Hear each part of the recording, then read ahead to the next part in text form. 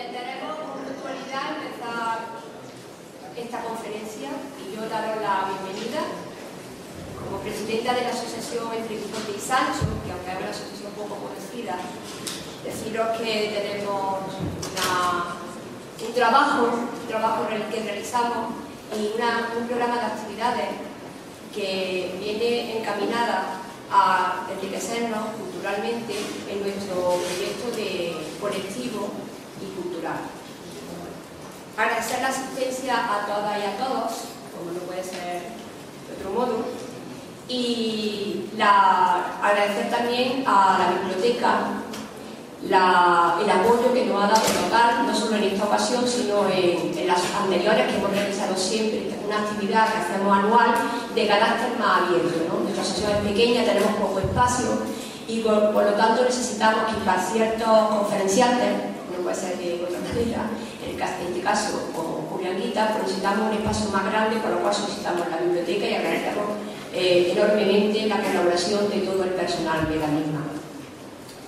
Nuestra asociación, aunque es pequeña, sí tenemos grandes pretensiones, tenemos una asociación de carácter plural, donde convivimos muchas opiniones, tenemos una gran riqueza de debate, tenemos unos valores que luchamos por ellos, por la solidaridad, la paz, la ecología, el movimiento ciudadano. Participamos, intentamos en la medida de nuestras posibilidades participar en la plataforma ciudadana de fuerzas políticas, colaboramos por luchar por la igualdad y por la justicia social. En ese sentido, nuestra tarea va encaminada para ello. En estos momentos que estamos pasando en esta situación de crisis y de ataque bestial a la ciudadanía en general, a nuestros derechos laborales, sociales, de participación. Pues en ese sentido es mucho más importante que estemos todos juntos y que unamos nuestras fuerzas en trabajar por la justicia y en planteamientos de izquierda y solidarios. Por eso nosotros lucharemos, seguiremos luchando en ese sentido y como somos pequeños y tenemos poca gente, si os invitamos a que nos conozcáis, tenemos la sede en la calle Montero, número 12, y en ella pues comprenderéis y veréis los grandes, digamos, proyectos que tenemos y hacemos de todo tipo de actividad cultural que nos enriquece cada día más. Dentro de los programas de actividades que hacemos en esta conferencia, la comisión de debate que la compone la compañera Manoli Corredera, que va a presentar a Julianguita y va a explicar un poco su trayectoria y demás. Sin nada más, pues solicitaros que os acomodéis lo que podáis y vamos a empezar para que no sea muy extensa con las incomodidades que podáis tener. Muchas gracias. Pues buenas tardes a todas y a todos. Presentar a Julio Anguita en Córdoba y extenderme hasta el tiempo de los romanos, pues como que no está bien visto porque los conocemos todo el mundo. Pero quizá yo voy a dar a conocer una faceta de Julio, pero en pocos minutos, porque no se trata de robarle tiempo a la exposición de Julio, sino al contrario, de que tenga buen tiempo para exponer su conferencia, que tanto trabajo le cuesta elaborarla como a todo conferenciante venga a trabajar, a anotar, a estudiar, eso no es fácil, con el fin de que luego haya un coloquio y sea grande el coloquio. Lo que sí se pediría es que en el coloquio fueran preguntas concretas y no fueran intervenciones largas. En fin, voy a presentar la faceta que conozco de Julio como compañero. Así, a simple vista, Julio puede parecer una persona por la calle que es un poco seca, que es un poco antipática, que no se da mucho a la gente. Bueno, estamos muy equivocados y muy equivocadas. Quizá ese semblante se lo da su propia timidez y su propio, querer pasar un poco desapercibido y no poder. Julio es una persona que es muy cariñosa, muy solidaria, muy compañero con sus compañeros y compañeras, y sobre todo tiene un valor fundamental que creo que nos debe de hacer reflexionar a todo el mundo. Yo he sido compañera de él por los años de alcaldía que él ha estado.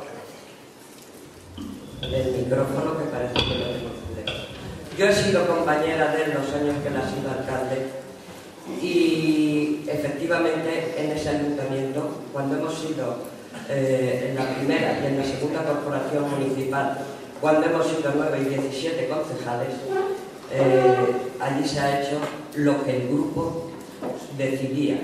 Discutíamos absolutamente todo el grupo, absolutamente todo, hasta la loseta que se iba a poner en la calle Corconde, y se hacía lo que decía el grupo. Nada iba a ninguna comisión informativa, ni a comisión de gobierno o comisión municipal permanente, como se llamaba al principio, ni mucho menos a pleno, sin que hubiera pasado por el grupo. Ya podía ser Julio o podía ser el último que hubiera estado en la lista electoral. Y es un valor muy importante saber hacer grupo y, sobre todo, saber respetar las decisiones del grupo. Saber respetar las decisiones del grupo y no porque él llevara una propuesta ya estaba dada por válida. No, la debatíamos y si no era válida, no era válida. Y ese es un valor muy importante, sobre todo en el mundo que hoy hay y a nivel individual y colectivo. Y otro valor muy importante que tiene es su honradez. Es una persona, a veces yo diría que roza con la tacañería, de honrado que es. Es una persona íntegra y, como todos sabréis, pues vamos, él ha renunciado a su paga del Congreso. Él vive de su paga de jubilado, que para eso ha estado trabajando y cotizando. Hoy es muy importante, siempre, toda la vida ha sido muy importante, pero hoy todavía más. Es muy importante que las personas que se dedican a la vida pública sean honrados y honradas. Pero esa honradez ha sido en Julio y desde luego yo puedo decir que de todo el grupo, o los dos grupos que yo he conocido, ha sido de todos. Y ya digo que a veces es tan honrado y además tan que no nos gastemos dinero que podía rozar con la tacañería. Y efectivamente es que él sabía, igual que todos sabíamos, que no era nuestro dinero, que era el dinero de los contribuyentes. En fin, aparte de que es una buenísima persona, bueno, su vida es muy prolija. Como sabéis, además de dedicarse a la política, también ha escrito libros. Pues yo os voy a decir el último libro que ha escrito y que está ahora mismo en el mercado y que os invito a que lo podáis adquirir si es que os interesa. Se llama Combates de este tiempo y ya está en librerías. Por lo demás, dejo que Julio intervenga desde su preparación, su honradez y su modestia, que la tiene.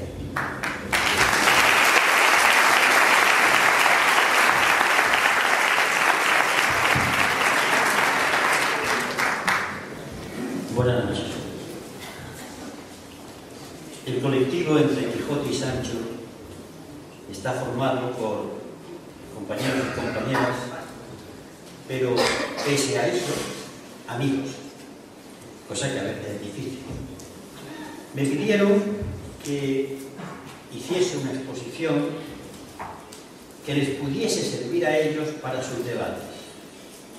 Esa petición me pareció muy seria, porque hoy, cuando parece que todo se debate y que hay mucha democracia porque todo el mundo discute, es una sensación engañosa. Un debate no es una tertulia. En la tertulia, que es una cosa muy agradable, estamos tomando un café o una copa de vino y vamos intercambiando opiniones. Pero un debate es una serie de ideas preparadas que se contrastan con otras, con turnos de intervención en la palabra. Es algo muy serio. Y ellos, en su asociación, tienen frecuentes debates. Y ante la situación que hay en el mundo, y por ende en la situación que hay en España, me pedían que yo pudiera ayudarles, si yo podía, ofreciéndoles un marco de discusión, un método, un avance, para que con ellos, si ellos lo estiman bien, pudieran empezar sus debates. Así que esta noche, ante el tema que es tan enorme, tan complejo, tan grande, yo voy a hacer como el guía que entra en una cueva oscura con una antorcha y le señala a la gente la visión global de la cueva, pero yo no puedo entrar en los detalles. Para esto harían falta exactamente 10 o 12 conferencias. Así que lo que voy a hacer es enseñaros el plano, el mapa del problema que hay en el mundo y por tanto en España, y ese plan está estructurado en una serie de contenidos que pueden ayudar a un debate, que pueden ayudar a una discusión seria. Ahora bien, para ello tengo que tener en cuenta, aparte de los contenidos, tengo que utilizar el método histórico. Sin historia no hay conocimiento. Y no es que yo quiera arrimar el asco a mi sardina. Si es que a nosotros nos quitan la memoria, a ustedes le quitan la memoria por lo pronto, ustedes serían cuerpos. Pero se le había quitado a ustedes sus amores, sus desengaños, sus enfados, su niñez, sus alegrías, sus penas. Ustedes y yo somos historia. La historia no es algo muerto, no es el estudio de lo que pasó, es el estudio del presente, pero que para poder entenderlo hay que ver de dónde viene ese presente. Yo voy a utilizar el método en un momento de mi exposición para que todos podamos ya ver en qué lío estamos metidos. Y el título de la charla, de la exposición, el estado de excepción mundial. El estado de excepción, viene en la Constitución española, es una situación en que las normas se paralizan. Cuando un gobierno declara el estado de excepción, o el estado de alarma, o el estado de sitio, es que suspende la legalidad ante un problema muy grave. Cuando los gobiernos declaran el estado de excepción, le dicen a los ciudadanos que quedan suspendidas sus garantías, sus derechos, hasta que pase el problema por el cual el gobierno ha decretado el estado de excepción. Esto es así en la Constitución española y en otras, pero yo no me refiero a eso. Me refiero a una situación en la que las normas, las leyes, los reglamentos, los grandes pensamientos han sido y son pisoteados, obviados y arrumbados en un rincón. Para que tengamos una idea de lo que quiero decir, vamos a echarle un vistazo a la historia. Y me voy a llegar un momento al Renacimiento. En el momento en que el ser humano, sobre todo la cultura mediterránea, cambia y rompe con la Edad Media.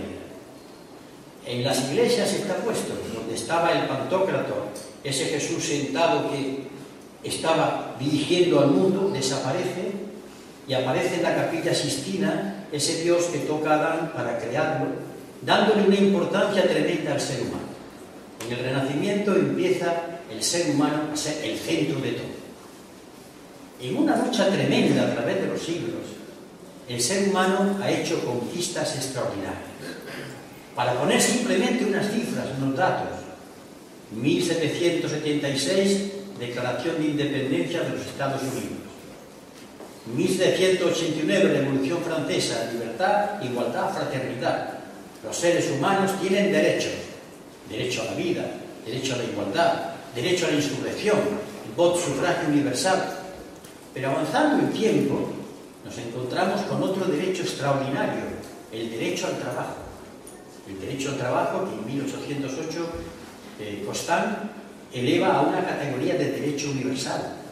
Y avanzando el tiempo nos encontramos con constituciones como la mexicana de 1917, mexicana, que le reconoce a la mujer el derecho a percibir el mismo salario cuando haga lo mismo que el hombre, y el permiso de maternidad, estoy hablando del año 1917, o la Constitución de Weimar de 1919, que es la primera que reconoce los derechos de los trabajadores y, por tanto, en un avance hacia los derechos, no solamente en las libertades, sino el derecho al trabajo y a las condiciones de trabajo. O la Revolución Soviética, cuando la Constitución de 1936 dice el trabajo es, aparte de una obligación, es un derecho. Y el Estado tiene que procurar que ese trabajo exista para todos. La estricta igualdad entre el hombre y la mujer. ¿Y por qué no hablar? La solemne Declaración de Derechos Humanos de las Naciones Unidas, que son 30 artículos, 30 monumentos que se olvidan muchas veces y que, curiosamente, por si ustedes quieren consultarlo, se van a reír un poco. Pueden entrar en el ordenador y pongan Declaración de Derechos Humanos de 1948 y les saldrán los 30 artículos. Con un preámbulo muy curioso, porque dice el preámbulo: se recomienda que en todos los centros de enseñanza del mundo esto se explique. Pues estamos muy poquitos en España que nos dedicamos a explicar esto, porque ni en la escuela ni en los institutos, salvo excepciones, en unos cuantos institutos que yo estoy, se les entienden de esto, y en la universidad no digan. ¿Por qué? Porque hasta el artículo 21 todo el mundo se siente muy cómodo. La libertad de pensamiento, que haya sindicatos, que haya partidos políticos, que haya elecciones, pero cuando llega el artículo 22 ya la mueca se transforma el rostro en esa mueca. Todo ser humano tiene el derecho al trabajo. Las mujeres tienen el derecho a percibir el mismo trabajo que el hombre cuando hagan la misma función. En el caso de paro hay que tener un subsidio de desempleo, derecho a la vivienda, derecho a la salud. Eso parece que no son derechos humanos, pues son los artículos 22, 23, 24, 25 y 26. Hasta que llega un derecho, el artículo 28, que dice una cosa tremenda. Todos los seres humanos, todos, está hablando para los 7.000 millones de habitantes del planeta Tierra, no solamente para Andalucía. Todos los seres humanos tienen derecho a que esta solemne declaración se cumpla. Este es el principio de la justicia universal. En este principio se basa el juez Garzón para poder intentar sentar en el banquillo a Pinochet. Yo, como ciudadano español, tengo derecho, con la declaración en la mano, a que en Argentina se respeten los derechos humanos. Y ahí no hay injerencia, como cualquier habitante de Tanzania o de Namibia tiene derecho a exigir que en España se respeten los derechos humanos. Bien, no olvidemos que en el año 45 aparece el Estado del Bienestar de la mano de Lord Keynes, economista británico. El Estado del Bienestar, en el que en España hemos estado muy poquito, un Estado del Bienestar, poquita cosa, pero bueno, que habla del derecho a la salud, del derecho a la educación, de las vacaciones pagadas a los trabajadores. Bueno, esto ha sido la conquista, diríamos, de 5 siglos. Pues bien, esas conquistas están siendo tiradas a la papelera. Así que esta parte de mi intervención quiero dejar una cosa muy clara. Todo esto que se ha ido pariendo a lo largo de 500 años, en cuestión de 6 o 7 o 10, está siendo arrumbado y se están acabando las leyes y trayendo otras que lo ponen en cuestión. Cuando la reforma de la Constitución reciente, con esta ley de reforma del mercado laboral y unos cuantos más, esto es lo que ha decretado el estado de excepción. Pero como en el momento que estoy interviniendo hace falta relajarse un poco, voy a contaros unas anécdotas, 2 o 3, que ya terminan de fijar la idea que yo quiero soltar aquí. La primera tuvo lugar el 18 de octubre en un debate que hubo en la Fundación Canal de Madrid. Se televisó para todos los socios, que son muchos en Madrid y fuera de Madrid. Intervine yo y tuve mi agarre con el que hoy sigue siendo todavía consejero de Economía y Hacienda de la Comunidad de Madrid, el señor Percival Manglano. Estábamos hablando del sentido profundo de lo que es democracia, que no es solamente votar, y en un momento aquel señor me dice lo siguiente: señor Anguita, la democracia, si se la deja, termina en el populismo y la demagogia. Por tanto, la democracia tiene que tener unos frenos, tiene que tener una especie de pared que digas, no sigas. Y cuando yo le digo, bueno, se refería a usted a la soberanía del pueblo, la Constitución, los tribunales, el Tribunal Supremo, lo que prevé la ley, dice, no, me refiero al mercado. Atención a esto. Cuando el mercado, es decir, los poderes económicos que no dan la cara, cuestionan a la democracia, estamos ante un golpe de Estado. Eso sí, sin sangre, pero mucho más terrible, el estado de excepción. Pero claro, todo el mundo puede pensar que esto viene de las manos de un señor que es del Partido Popular. Sin embargo, esta noche, cuando vayan a su casa, vayan al ordenador y pongan ustedes y tecleen y pongan lo siguiente: derecho al trabajo, y les saldrán una serie de ítems. Pues vienen indicados, encontrarán ustedes un trabajo de don Gregorio Pérez Barba, padre de la Constitución, catedrático eximio de Derecho Constitucional de la Universidad Carlos III, y leerán ustedes lo siguiente, que cito de memoria, pero no me equivoco ni un pelo. El derecho al trabajo que está reconocido en la Constitución española, está en la Constitución española. El derecho al trabajo solamente tiene sentido cuando coinciden en la misma persona el que defiende el derecho y el que emplea. ¿Qué está diciendo don Gregorio? Que es lógico que el Estado, si el Estado defiende el derecho al trabajo, sea el Estado el que emplee. No puede obligar a terceros a que den empleo. Pero como eso va muy lejos para don Gregorio, porque eso le llevaría a la Unión Soviética de seguir por ese camino, frena y dice a continuación lo siguiente: por tanto, como eso no se puede hacer, debemos quitar de las constituciones ese derecho, si no estamos viviendo en el mundo de la hipocresía. Segundo asalto del estado de excepción, reconocido, teorizado por un ilustrísimo catedrático. Creo que con esto ya he cerrado ese primer ciclo de mi intervención. Sé que produce frío lo que estoy diciendo, pero a fe que es verdad. La justificación económica, filosófica, de que lo que está ocurriendo, la eliminación de los derechos que ha costado siglos, se ve como algo normal. Y la pregunta al señor Hans Steinmeier. En el año 94, cuando estaba yo en Madrid como coordinador general y parlamentario y teníamos nuestro rifirrafe con este tema, ya la cosa aparecía. Decía Steinmeier: los políticos deben aprender a que tienen que obedecer las órdenes del mercado. Es decir, los mercados, que nadie sabe quién son, aunque sí son, se sabe. En España yo le pongo siempre dos caras: Francisco González, presidente del Banco de Nueva Vizcaya, y Emilio Botín, presidente del Banco Santander. Lo único que mandan los presidentes del gobierno son los capataces. Pues bien, estos señores que no se presentan a ninguna elección le indican a los políticos lo que tienen que hacer. El problema de los políticos es que dicen sí, ganan y hacen, y por tanto se ven incapacitados a hacer en la realidad lo que habían prometido en las campañas electorales.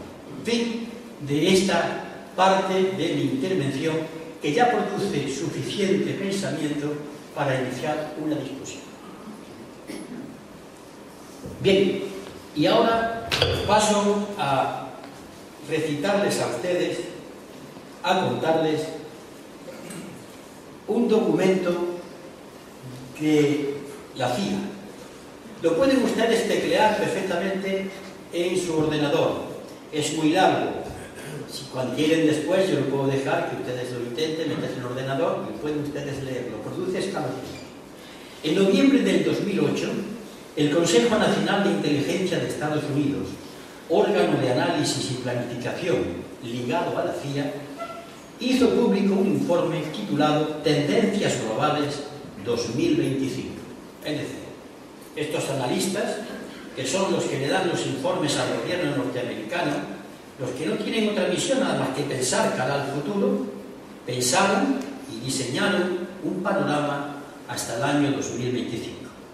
Yo les voy a leer los apartados de ese informe. Punto 1. La tendencia dominante en el mundo camina y evoluciona hacia una organización multipolar del planeta. Dicho en cristiano, el mundo ya no solamente va a estar mandado por una sola potencia.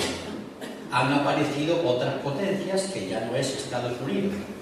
Recordarán ustedes cuando se hundió la Unión Soviética, apareció Estados Unidos como el único jefe indiscutido del planeta. Punto 2.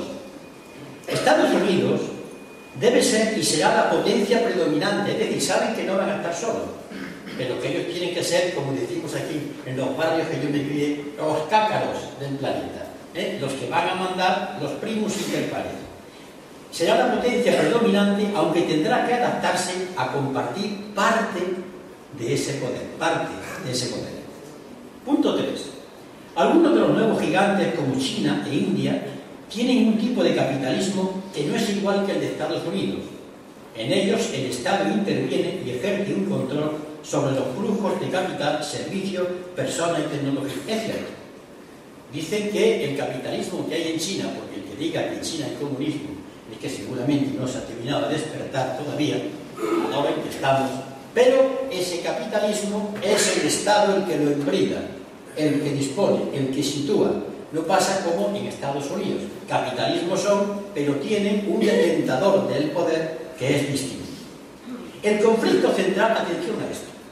Hasta ahora ha sido el clásico, el del capital y el trabajo. Ahora aparecen otros más violentos. Parece mentira que un informe hecho de Estados Unidos, que han negado siempre que existía la lucha de clases, diga no, es que es verdad, el conflicto hasta ahora ha sido el conflicto entre el capital y el trabajo. Cosa que una parte de la izquierda no se había enterado todavía, de que todavía el conflicto fundamental es entre el capital y el trabajo. Lo que pasa que ese conflicto entre el capital y el trabajo, y no hay nada más que asomarse a la calle para ver lo que está pasando, ese conflicto ya no es único.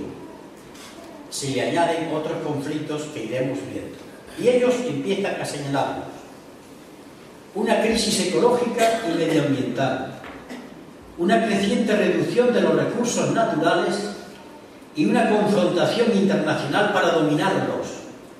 Detrás de la invasión a Irak, detrás del bombardeo a Libia, detrás del genocidio en Libia, detrás del genocidio en Yugoslavia, detrás de las operaciones en nombre de la libertad, no hay otra cosa más descarnada que el apoderarse del petróleo y de los recursos minerales y el agua, que queda ahí como oculto.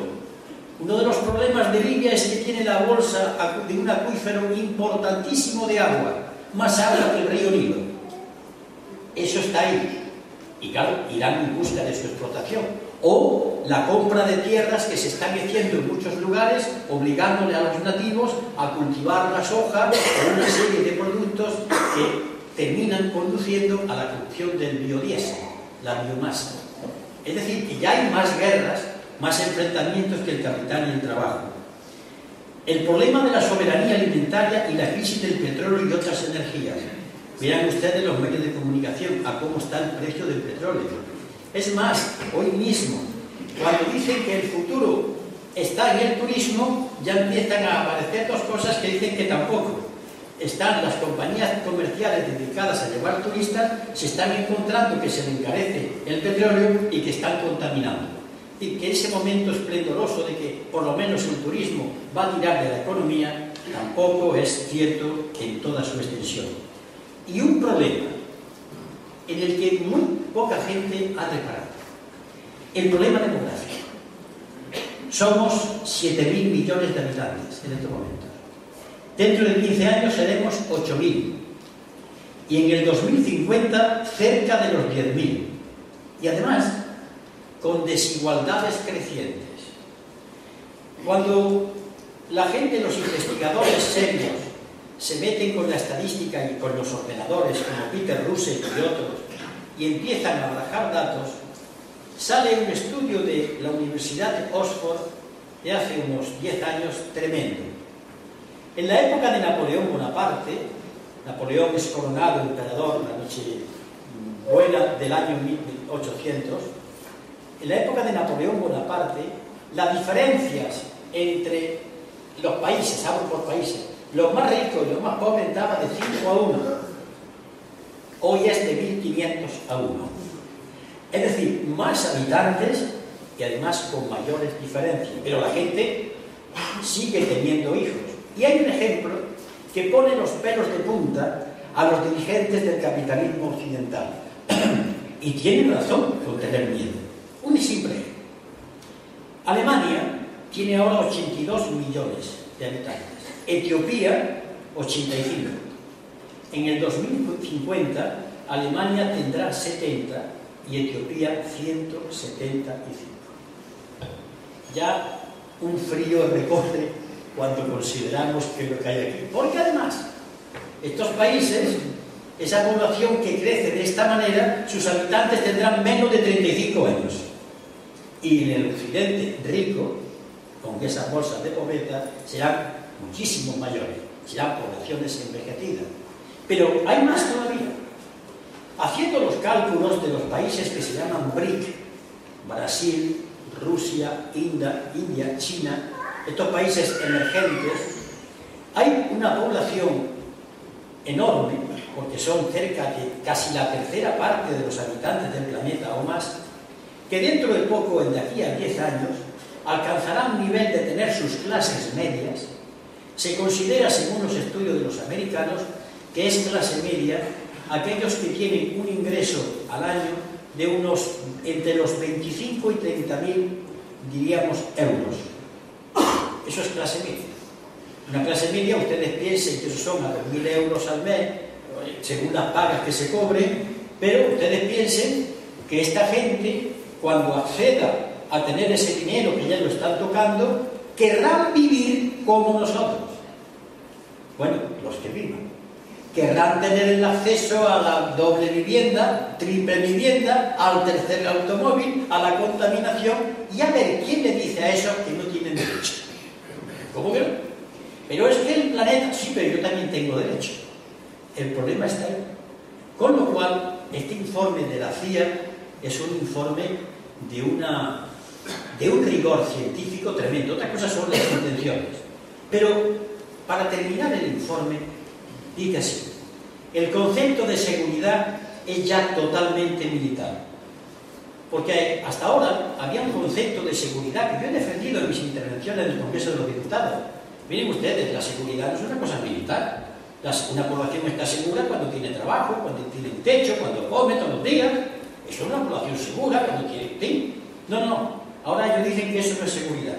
A partir de este informe que le recomienda al gobierno americano, la seguridad es estrictamente militar. ¿Pero eso qué significa?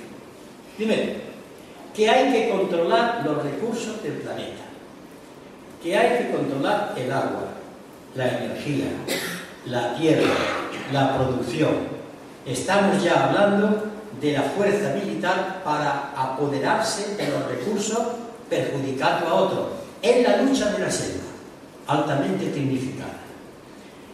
La aplicación de la técnica a la tecnología de lo militar. Es curioso porque muchos avances en el terreno de la tecnología pacífica o cívica o civil han aparecido porque surgieron de la investigación militar, no al revés. Pero es un caso curioso, otra vez utilizo la historia para observar lo siguiente. Cuando Alemania y Japón fueron derrotados en la Segunda Guerra Mundial, como Alemania ya había vuelto loco al mundo 2 veces, porque cuando se dedican a fabricar armamentos son tremendos, como ahora, con el euro, exactamente igual, ahora con el euro, pero las consecuencias son igual de devastadoras, pues las potencias triunfadoras tuvieron que decir, esto ya nunca más. Y le prohibieron a Japón y a Alemania que investigasen en el terreno de lo militar y que solamente se orientasen al terreno de lo civil. Consecuencia de aquí hace unos 20 años, que Alemania y Japón fueron potencias económicas en el terreno de lo civil, pero no en el terreno de lo militar, en donde tiene la hegemonía Estados Unidos de América. Ahora bien, esa hegemonía militar significa que hay que aumentar los presupuestos de defensa. Todos los gastos de defensa, todos los gastos de armamento del mundo, suben ustedes China, Rusia, Francia, España, lo que ustedes quieran. Estados Unidos, la mitad. La mitad de gastos militares en el mundo la tiene Estados Unidos. El resto, los 50% restantes, se los reparten los demás países. Claro, por eso hay que aumentar los presupuestos de defensa. Para eso y para otra cosa, que ya esto pone los pelos de punta. Los gastos militares se transforman en las locomotoras del avance económico. ¿Qué quiero decir? Quiero decir que la Segunda Guerra Mundial significó el desarrollo de Estados Unidos porque las fábricas de automóviles de Detroit, todas esas grandes centros fabriles, cambiaron el fabricar coches por fabricar tanques. Aquello produjo puestos de trabajo y el tirar arriba de la economía americana. ¿Y qué ocurre? Que hoy la fabricación de armamentos está presentada como una acción puntera en el desarrollo económico. A mí, por lo menos, no sé a ustedes, me produce escalofrío, porque las armas se producen y son para utilizarlas, no para guardarlas en los arsenales. Pero hay algo peor, porque este informe es puntilloso, es exhaustivo, es meticuloso, es una obra de arte en cuanto al preciosismo de llegar a todas partes. El dominio de la información. Ay, ¿ustedes creen, y yo, que estamos informados? Menos que nunca. Cuanto más periódicos hay, cuanto más televisiones, sabemos cada vez menos. ¿Ustedes creen que cuando aparece en la pantalla de televisión una pobre gente huyendo, hablando un idioma que no entendemos, es que huyen de... ¿Están ustedes seguros?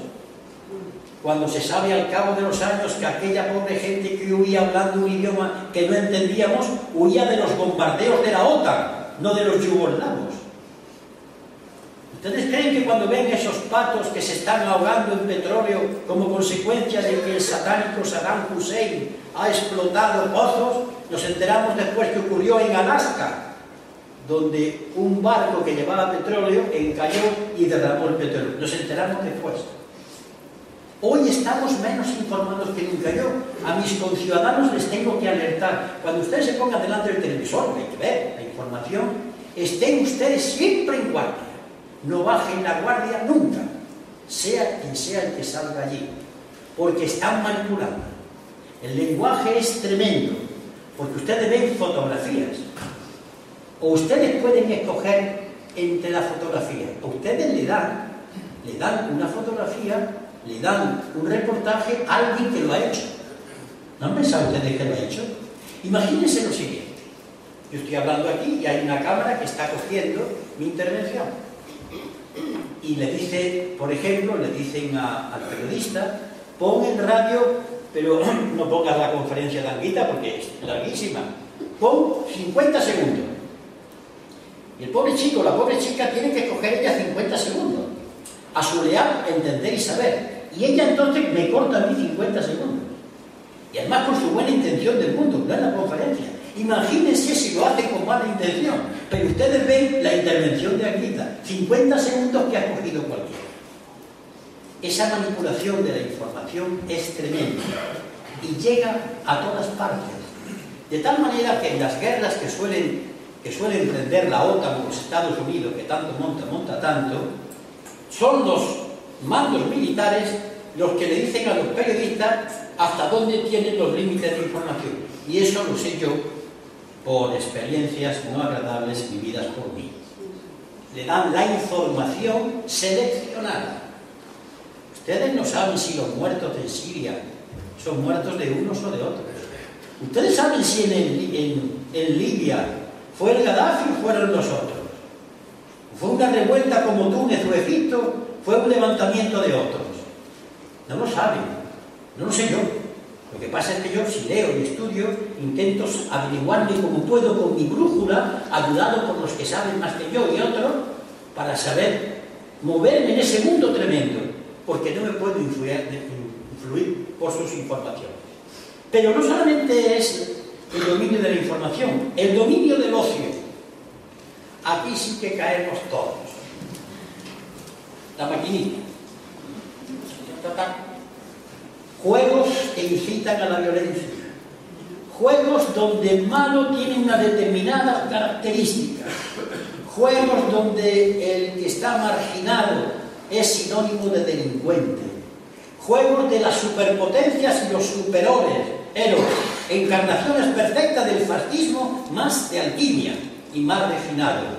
El dominio del ocio, es decir, el juego. Ustedes y yo me he criado en la Magdalena, en el Cañero Viejo, y he jugado al aro, y a la bola, y a piola, espídola, y a otras cosas, como lo dan, y de vez en cuando alguna que otra pedrea, eso ya se perdió.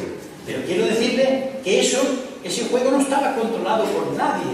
Ahora el juego está controlado por las maquinarias. El ocio está dirigido.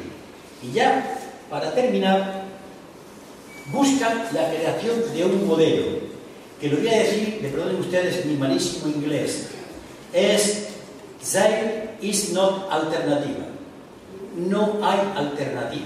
Esta es una frase de la señora Thatcher. No hay alternativa. Desengañado. No puede hacer otra cosa. Es decir, no hay solución. Resignado. Del infierno nos pasan al limbo, donde todos nos creemos lo que nos cuentan. Bueno, hasta aquí esta parte de mi exposición, que yo ya creo que ha dado suficientes elementos de juicio para empezar a establecer un debate en torno al mundo que estamos, pero vamos a seguir. Y como yo lo que tengo aquí es un resumen de varias conferencias mías, permítanme que yo mire la hora que es y diga que disponemos de muy poco tiempo y voy a hacer una galopada. Y voy a recurrir un poco al método histórico. Cuando los que militábamos en la izquierda, y seguimos militando, pero cuando empezamos a militar, hablábamos del imperialismo norteamericano. Hay un libro de Lenin, como el imperialismo, fase superior del capitalismo y demás. Parece que son cosas de la propaganda política. ¿Qué tiene que ver el imperialismo con la economía? Bueno, pues yo he cogido aquí unos datos que voy a sacar de un documento que me sirvió para otras conferencias y por eso ya salimos plenamente informados. En el año 2000, Estados Unidos, entre las 500 empresas mayores del mundo, tenían 244, Japón 46, Alemania 23. Si consideramos toda Europa, el número total de sus firmas predominantes es de 173. Si examinamos las 25 empresas mayores, aquellas cuya capitalización supera los 86.000 millones de dólares, más del 70% son de Estados Unidos de América, el 26% europeas y un 4% japonesas.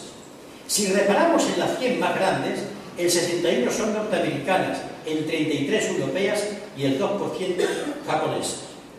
Y a partir de ahí hay más datos, pero sería ya cansino repetírselo. Saquemos las consecuencias. Las firmas estadounidenses ejercen un control indiscutido sobre la política. Tanto el Partido Demócrata como el Republicano se hallan comprometidos con la expansión hacia el exterior de las grandes firmas. Es muy curioso, cuando aquí criticamos la actitud de los políticos, de la política, que hay veces, muchas veces se lleva razón, pues si vivieran ustedes en Estados Unidos, que figura como la democracia ejemplar. Le voy a dar un dato. Yo estoy sentado en el Congreso de los Diputados y he tenido diputados desde un albañil, compañero de grupo, hasta un maestro, hasta un abogado, un ingeniero. En el Congreso de los Estados Unidos todos son ricos. Y en el Senado no digamos. Hago esta afirmación con la rotundidad de que sé perfectamente el dato.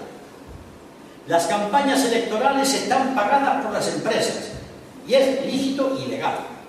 No es de extrañar que estos hombres, cuando llegan a legislar, legislen para las empresas que están pagándole sus campañas. Estados Unidos, sin embargo, figura como la democracia más perfecta del mundo. No sé de dónde han sacado esa historia. Los sindicatos estadounidenses solo representan a un 10% de la fuerza laboral del sector privado. Dependen de los grandes partidos y están ligados a ellos. Los dirigentes sindicales cooperan con las compañías en los planes de despido de los trabajadores y en las remodelaciones a la baja de los derechos laborales. Y bien, también esto yo lo aparto porque los datos son suficientes. ¿Cuál es la última manipulación, el último dato que nos sitúa en este estado de excepción? Vamos a empezar a hablar un poquito de la crisis, muy poco.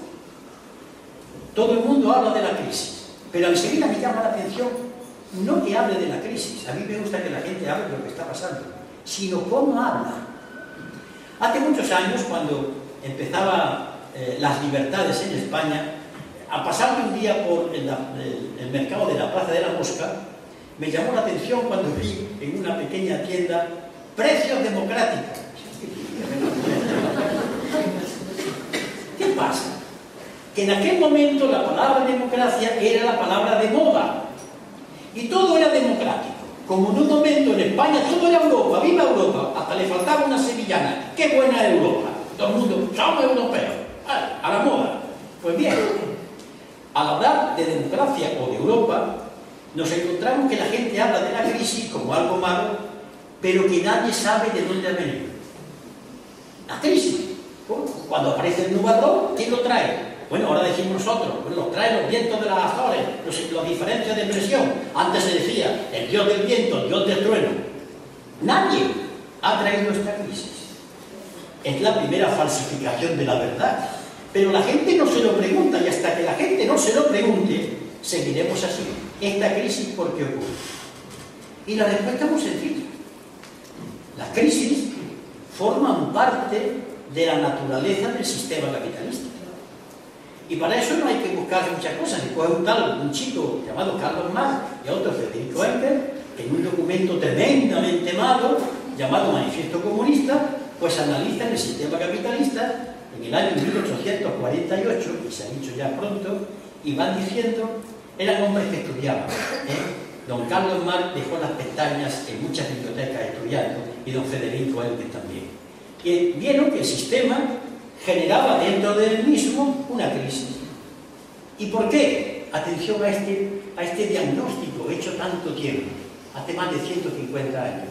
Porque el sistema llega a un momento en que produce demasiada fábrica, demasiada producción, y la gente no lo puede consumir, bien porque no tiene dinero, o bien porque hay tanta capacidad de producción que no se vende. ¿Y qué ocurre? Son las crisis de sobreproducción. Y cuando llega esa crisis, Marx sigue escribiendo en Misericordia en el Manifiesto Comunista, se destruyen bienes, se cierran fábricas, se cierran negocios, se cierran dependencias, se echan trabajadores a la calle, y cuando ya está arreglado, vuelve otra vez la economía a resurgir. Y llegan los economistas, y eso llaman el ciclo económico. Estamos arriba, empezamos a bajar, con lo que se llama la recesión, después llegamos a la depresión, llega el momento más bajo, que si en V, que si en L, son palabras de los economistas, tienen sus razones, y empieza a subir otra vez. ¡Ay, qué bien! Estamos otra vez subiendo. Lo que nadie se da cuenta es que cuando de trabajar arriba se han quedado en la calle miles de hombres y mujeres. Se han quedado pequeñas industrias, pequeños negocios en la calle. ¿Por qué? Porque no son necesarios. Este estudio de la naturaleza del sistema hace ya 150 años. Pero voy a dejar al maestro Marx. Me voy a ir de la mano del maestro Schumpeter. Es un economista capitalista que murió en el año 1950, uno de los economistas más brillantes que ha tenido la ciencia económica. Era austriaco. Y Schumpeter, haciéndole caso a Marx, estudia que en la economía capitalista hay ciclos. Y efectivamente, por entonces había economistas que le habían dado nombre a los ciclos. El ciclo Junglar, de un tal Joseph Junglar, que decía cada 3 años hay un ciclo. Otro Kondratiev, que era un ruso, cada tantos años. Pero Schumpeter dice lo siguiente: la crisis es inherente al sistema capitalista. Pero es más, cuando yo estudiaba historia en Barcelona, yo tenía una asignatura que me duró 3 años, que se llamaba Historia de la Economía. Tuve que estudiar estas cosas. Y el catedrático que nos dio Historia de la Economía, el nombre de Opus Dei, pero un hombre de Opus Dei que tenía un sentido de la docencia y de la dignidad profesoral, que decía: señores, el sistema capitalista, que es mejor que el otro, claro, él metía su vara, en él la crisis es inherente al sistema. Bueno, pues Schumpeter, volviendo otra vez, termina sus brillantes trabajos haciendo una información escalofriante: el capitalismo morirá de éxito. Y cuando se acerca uno al maestro a ver que morirá de éxito, él lo explica, que murió en 1950, no fue ayer. Y dice: es que el capitalismo ha vivido siempre de ir creciendo, cogiendo territorio, cogiendo países, avanzando, hasta que llegue a darle la vuelta a la Tierra. Y ya no habrá territorio, ni camino, ni mercancía, a no ser que nos vayamos a la Luna, o a Marte, o a otro planeta.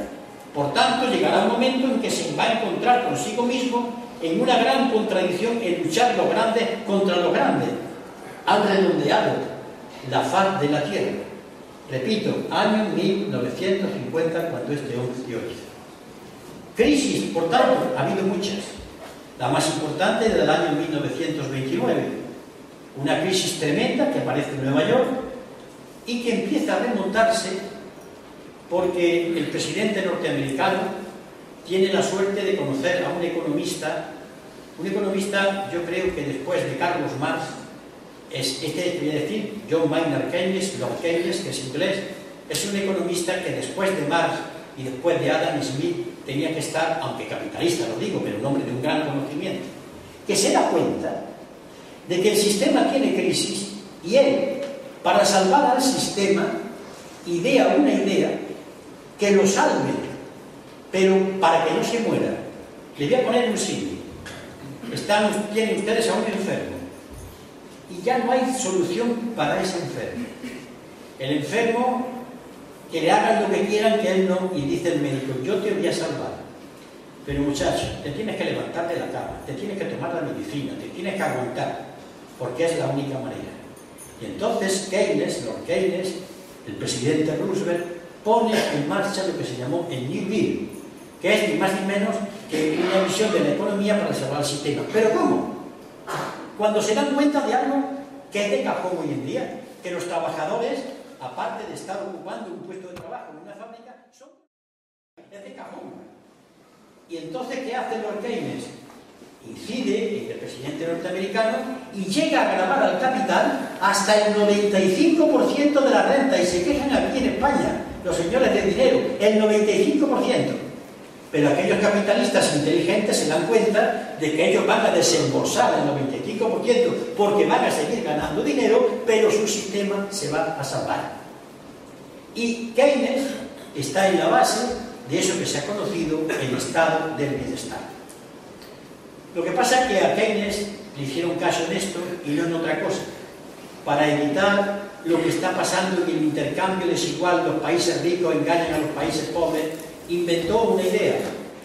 El Bancor propuso la creación de una moneda universal, el Bancor, que solamente sirviese para los intercambios comerciales, para que los países grandes no engañasen a los chicos. Claro, los países grandes le dijeron a Lord Keynes, vaya a Inglaterra, pero está en la cabeza de aquel hombre darse cuenta de cómo funcionaba el mecanismo.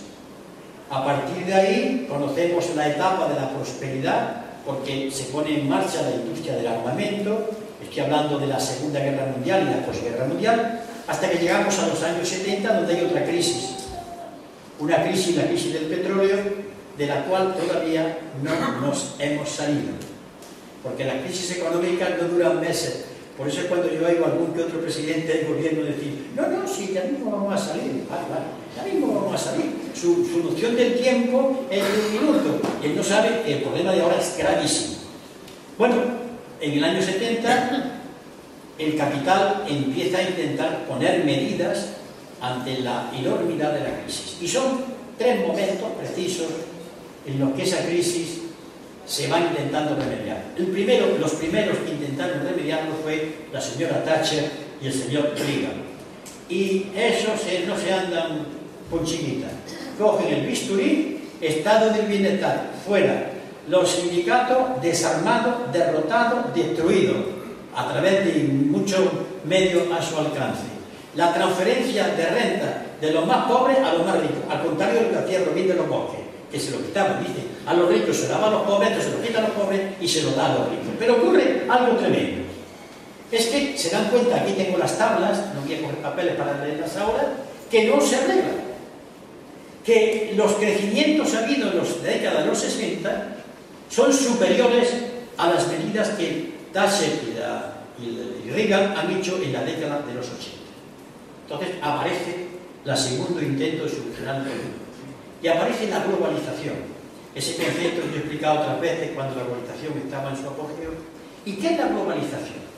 La globalización es ni más ni menos que el sistema capitalista que ha llegado a todo el mundo y todo el mundo lo acepta. Formado por países capitalistas, clásicos de siempre, entre ellos España, Europa, ¿no? Estados Unidos. Países precapitalistas, países que no han llegado al desarrollo del capitalismo. ¿Cuáles son? Contábamos el caso de Brasil, el caso de Turquía, el caso de la propia de Rusia, y países no capitalistas, el caso de China y el caso de India. Todos entran ya a formar parte del sistema, con sus peculiaridades, con sus maneras de ser, pero se dan cuenta de que no tiene arreglo. Y entonces el siguiente es lo que se llama la financiarización. Esto se arregla con dinero. Y el mundo se invade de dinero. De tal manera, para que sepan ustedes, es una pena no acordarme de haber traído las diapositivas, verían ustedes una cosa muy curiosa. Todo lo que se produce en el mundo, que podemos hablar de su Producto Interior Bruto, son unos 70 billones de dólares. Bueno, pues circulando en dinero hay casi 3 trillones de dólares. Y hay más dinero, más masa monetaria que viene. Esto produce un desajuste tremendo. ¿Y dónde viene este desajuste? Pues, voy a entrar un poquito. ¿Saben ustedes lo que es dinero bancario? Esto es un milagro aparente. Bien, imaginemos que somos aquí 3 banqueros. El banquero, por orden de importancia, el más grande, el mediano y la más chica. Y bien, entonces, esta señora, banca grande, me presta a mí 100 euros. En estos momentos hay 100 euros, ¿verdad? 100 euros que me han prestado. Pero con estos 100 euros yo puedo hacer varias cosas, comprar o prestárselos a Manoli, 50. Con mis 100 euros yo puedo comprar, porque los tengo en la cartilla. Pero a Manoli yo le he dicho que le presto, ella va con su cartilla y puede comprar. ¡Ah, milagro! Tenemos 150 euros. No tenemos más que 100, pero capacidad de compra de 150, porque yo puedo comprar con los 100 y ella puede comprar con sus 50, pero Manoli se los presta a otro 25. Ya hay 175 euros en el mercado para comprar cosas. Claro, ¿cuándo viene el drama? Cuando todos se ponen en la puerta del banco a pedir el dinero que han metido. Entonces, ¿qué es lo que ha pasado? Dicho a 4 brochazos. ¿Por qué? Porque nos confiamos en que el dinero representa algo y nos hemos ido dejando llevar, nos lo han metido en la cabeza. Y hay un capital circulando en el mundo que no se corresponde al conjunto de bienes. Bien, la globalización también fracasa, y fracasa la financiarización, que es la crisis última que estamos viendo y que va a ser muy difícil salir de ella, si no imposible. Conclusión, que esta crisis en la que estamos en estos momentos necesita una respuesta. Y ahí a mí me da vértigo, yo la explico, forma parte de otra conferencia, porque la gente espera que yo salga a la pizarra y si voy con algún compañero economista, con Juan Torres o con nuestro diputado Alberto Garzón, creen que ellos, que son economistas y magníficos, van a salir a la pizarra y les van ecuación, ya está aquí. No. Es un cambio total de planteamiento. Y esto es duro decirlo, por varias cosas muy claras. Primero, derecho al trabajo. Primera idea clara, no hay trabajo para todos los hombres y mujeres a 8 horas diarias. No lo hay, es imposible. Entonces, si yo tengo derecho al trabajo y si es imposible, ¿dónde está la salida? En una palabra muy hermosa de la izquierda, en repartir el trabajo. Y crear puestos de trabajo que beneficien a la sociedad porque son necesarios. Puede que fabricar automóvil en su momento no sea necesario, pero con otro drama, ahora que hablo de automóviles. La industria de automóviles de España está utilizando el 70% de su capacidad productiva, porque el otro 30% los automóviles que producen que no se los come nadie. Pero que llegará un momento en que tendrá que utilizar menos, porque cada fábrica produce más automóviles y mejores, y hay más fábricas. Esto es de cajón, de sentido común. Ahora, ¿cuáles son las grandes líneas de creación de puestos de trabajo? 3, fundamentalmente. Pues hay otras derivadas. Primera línea, lo que yo llamo educación. No solamente hablo de profesores o de los constructores de materiales o del mantenimiento de centros de enseñanza, sino de los libros, la investigación, los bedeles, es decir, todo el mundo de la enseñanza potenciado son cientos de miles de puestos de trabajo. Segundo gran mundo, lo que yo llamo sanidad, pero no solamente la sanidad, entendida como algo clínico. Yo llamo sanidad, aunque impropiamente, la asistencia social, el cuidado de los ancianos, el cuidado de los inválidos, el impedir la medicina preventiva. Y todo eso, que es un mundo enorme, son puestos de trabajo que benefician a la humanidad. Y el tercer gran vector de creación de puestos de trabajo es lo que podemos conocer como medio ambiente. También es una palabra impropia. los recursos hídricos que tiene una población, cómo se mantienen, cómo se pueden desarrollar, desde limpiar los montes para que no haya incendios, a ver la calidad de vida, otro montón de puestos de trabajo. Estos tres vectores, conectados a través de los mecanismos que interrelacionan con la administración y los puestos burocráticos, son fuentes de puestos de trabajo. Y el resto a repartir. Salvo que, eso es si queremos que lo que la humanidad ha conquistado en 500 años se practique. Si no, si es el mercado el que manda, aquí ya no hay puestos de trabajo. ¿Y para qué tengo yo que explicarle a ustedes lo que están viendo diariamente? ¿Qué nos dicen diariamente? El mercado. Pero nos lo dicen con tres palabras que hemos aceptado prácticamente todos. Y son tres palabras envenenadas. Vamos, yo le tengo declarada la guerra, incluso la guerra de agresión, a estos tres conceptos que voy a citar. Mercado. El mercado es el que dice y distribuye los bienes. No. Los bienes se distribuyen por la decisión de la voluntad humana, de su cuerpo social, de su cuerpo político y de su cuerpo cívico. Esto trasladado, yo lo daría una fórmula matemática. La economía está a las órdenes que se le den. Esta es la revolución. Dicho de otra manera, la economía es una ciencia. La ciencia exige rigor y estudio, sus cuadros estadísticos, sus ecuaciones matemáticas, sus estudios y perspectivas con respecto al pasado y al futuro. Yo no puedo negar que es una ciencia, pero una ciencia que no es de fines, es de medio. Tiene que estar supeditada a los intereses supremos. ¿Quieren ustedes un ejemplo? Me lo van a entender mejor.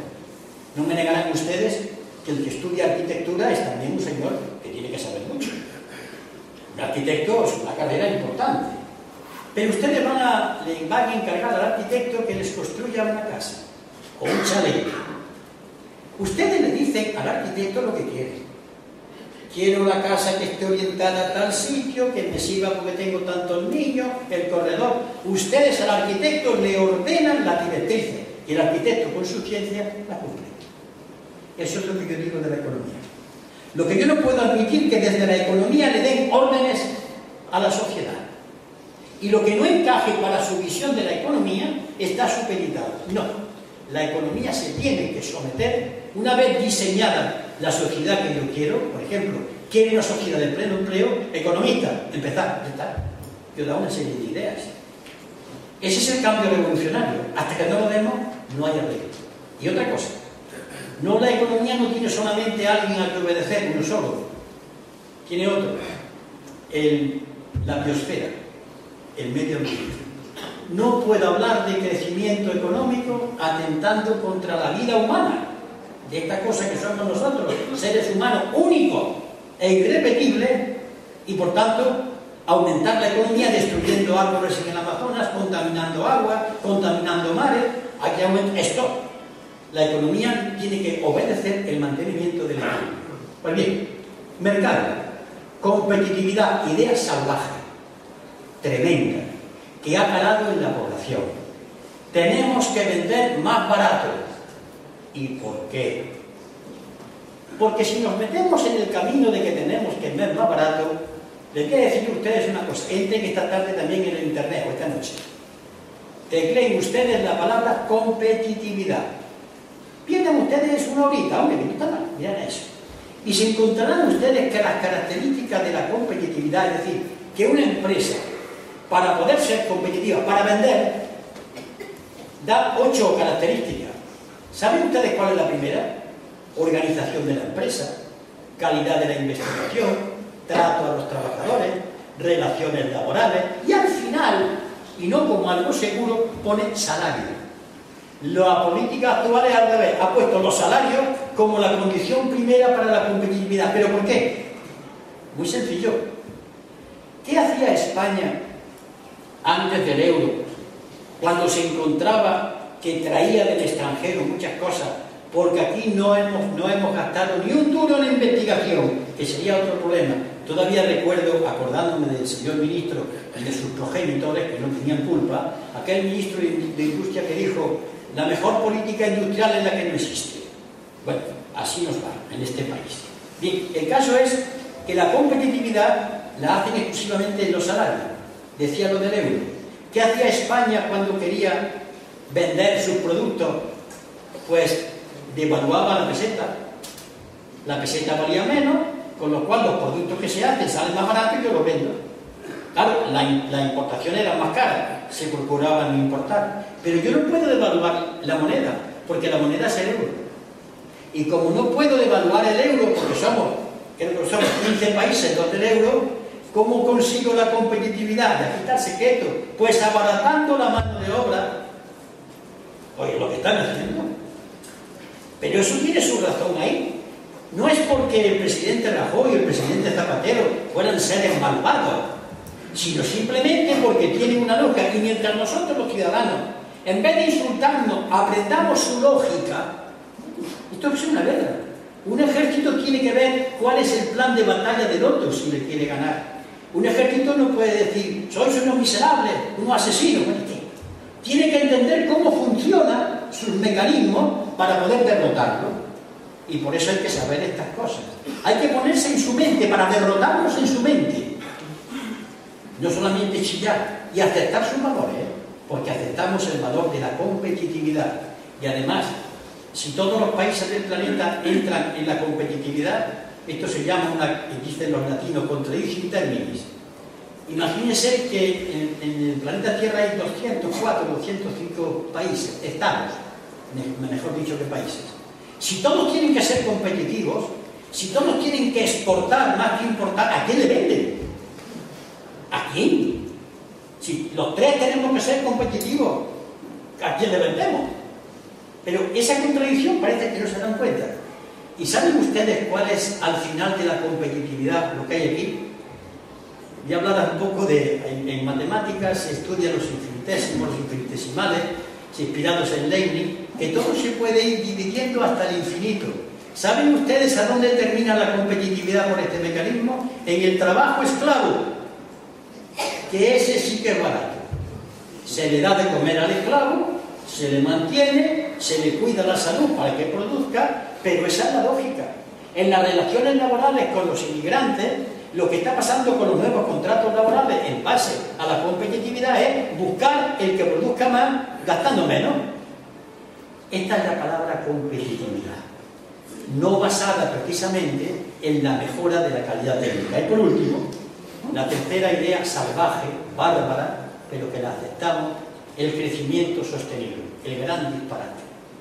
Hay que crecer, que el Producto Interior Bruto crezca. Cuando el Producto Interior Bruto de España crezca, que le han puesto trabajo. Afirmo con toda la solemnidad que eso es, no que sea verdad, es que es mentira. ¿Por qué? El Producto Interior Bruto, el PIB, que viene en los periódicos, es lo que mide, sumando, lo que ha producido un país. Lechugas, tomates, los médicos, lo que cobran, los profesores, los bomberos, lo que se produce en un país. Pero si ese país produce ametralladoras, pues la ametralladora suma. Si produce medicina, pero no entra a averiguar qué es lo que se produce. Por tanto, un país puede crecer su Producto Interior Bruto construyendo bombas. Lo cuento siempre, pero es verdad. En el 86, cuando yo estaba entonces de candidato a la presidenta de la Junta de Andalucía, un estudio que se hizo en el campo de Gibraltar, resultaba que el primer elemento del Producto Interior Bruto del campo de Gibraltar era la droga. Desde el comerciante que la traía al que vendía la papelina o se sacaba esta cosita aquí y vendía el costo, todo eso creaba una riqueza, pero no decía que más. Otro ejemplo, Holanda, Bélgica, Dinamarca se han dirigido al Estado español a decir: haga usted favor, el Reino de España, de meter en la composición de su PIB la prostitución y el tráfico de drogas. Me dice usted, hombre, dicen estos tres países que lo meten. Si usted no mete la prostitución, que eso deja un dinero, y ustedes saben por dónde va, no me cuenten historia, y el tráfico de drogas, ¿qué ocurre? Que su Producto Interior Bruto sube, y entonces la cuota que ustedes tienen que pagarle a la Unión Europea por estar allí, sube. Pero fíjense, en esos países la prostitución forma parte del Producto Interior Bruto. Hay que ver las cosas que cuando uno se acerca a lo que se encuentra. Pues bien, estos tres conceptos, mercado, competitividad y crecimiento sostenido son los tres pilares en los que el sistema en estos momentos está basado. Y termino. Y lo malo no son estos pilares. Lo peor es que nosotros lo hemos comprado.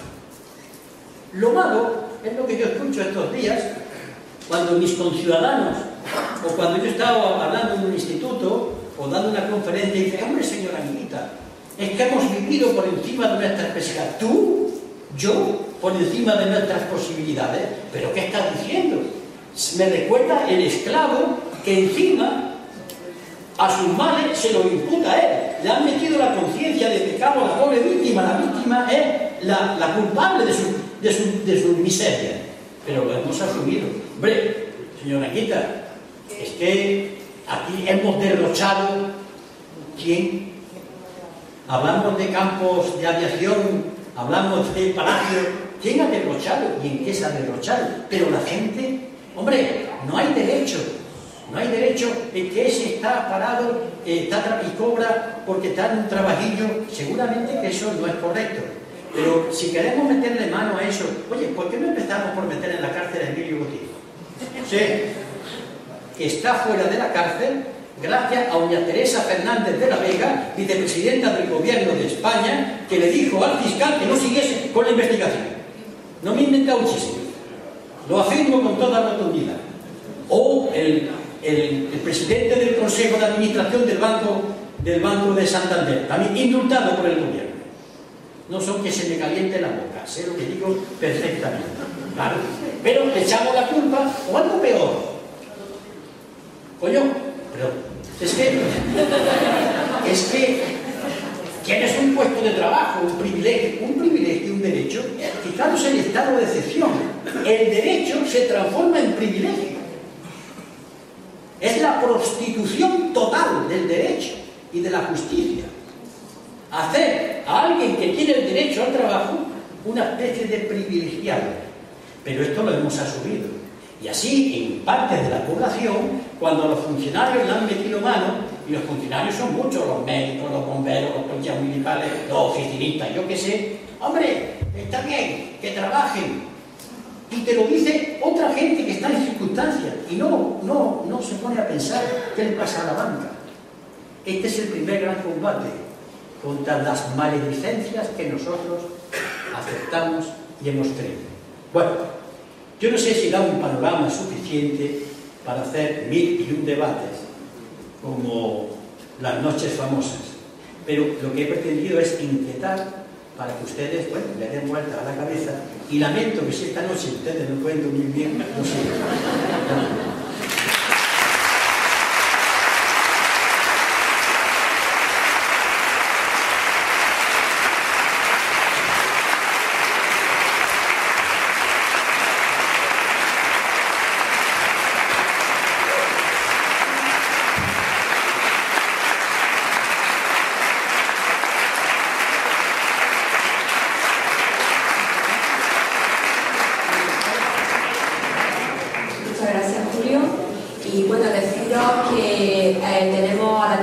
Tenemos que salir de aquí, estar fuera, con lo cual a las 10:05 se va a acabar la conferencia y el turno de palabra os ruego que seáis breves, que digáis vuestro nombre y que, bueno, que podáis.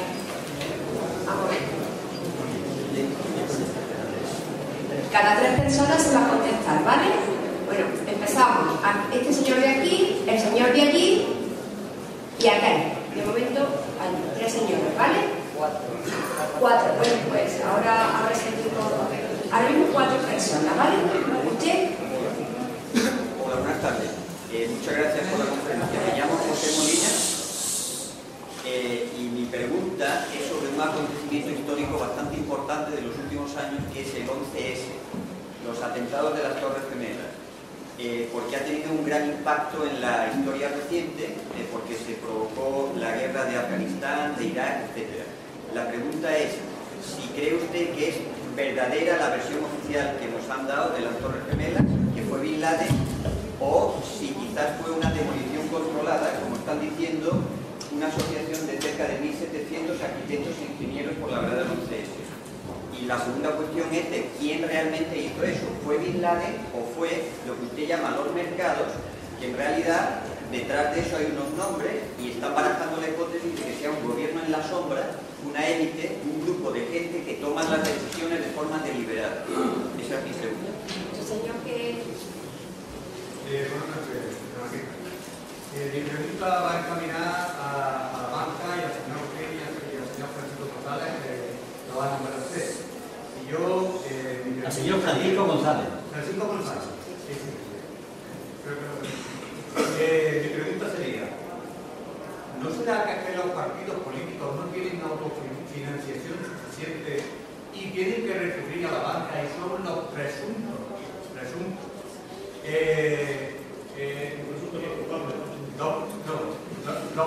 los presuntos deudores de la banca, los presuntos de que ya me acaba de corroborar los organismos de Teresa Fernández de la Vega, los que tienen créditos bastante más aversibles que el público en general, que es el que siempre paga el paso de la situación, y que además de eso los tienen a fondo perdido o no pagan, o sea, o a fondo perdido o muy bajo, vamos.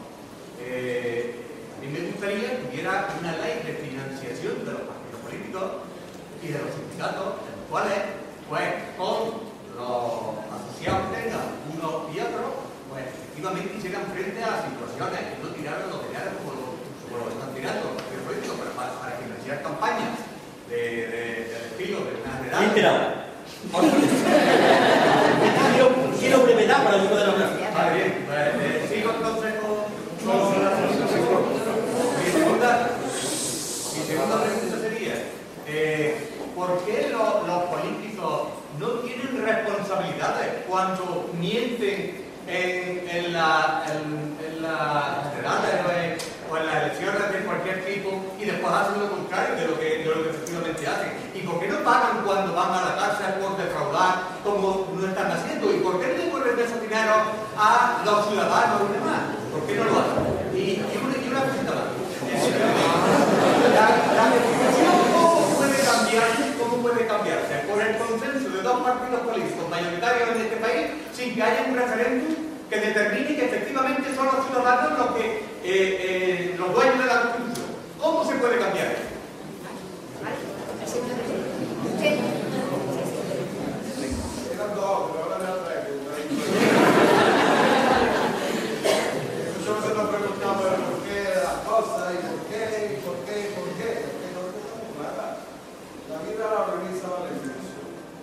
Lo que ponemos en el gobierno y en el poder y lo que hace la ley. Y resulta que en este país somos todavía un poquito así, pensando que los que tienen mucho, tienen un poquito de humanidad, un poquito no sé qué, que tienen, venga, vamos a darle el poder. Están haciendo con el poder. Legislar, está hablando de todo. Hacerlo de claro. Por favor, hacer preguntas. Señor, hago tu pregunta. Una pregunta para que pueda contestar.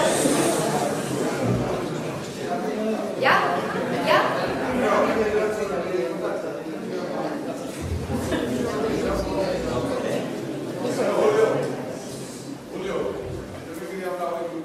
Sí, pero yo no quiero que pregunten. Si no te vienes aquí dando la conferencia. Muy importante todo. Importante. Claro, a cada tema se le puede sacar matices. Hoy en día, si queremos avanzar, hay que sacar de matices algo. Pero es una pena. A esta altura de una conferencia, el indulto del gobierno al Madrid, porque resulta que no es opinión pública, resulta que aquí no sé cuánto, pero la mayoría se ha administrado. Ya está. No pregunta. Por favor, si no pregunta usted, debe dejarme paso a otra persona. Problema, que lo que yo he oído, dice que se puede hacer todo bien.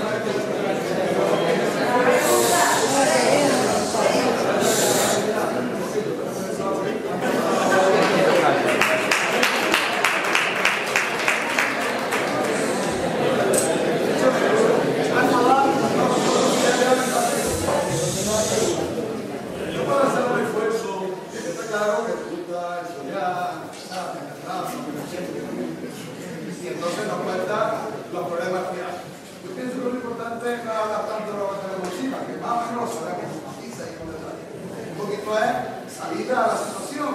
No se va a buscar la salida a la situación. Yo pienso que la tenemos que ¿Ya?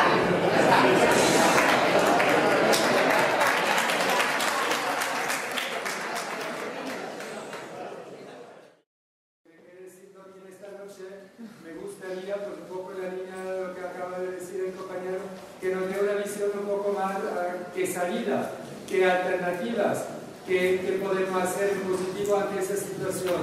Y hay un pequeño matiz, totalmente de acuerdo con lo que ha dicho, que nos hacen decir nosotros somos los culpables de la crisis, nosotros hemos vivido por encima de nuestra posibilidad.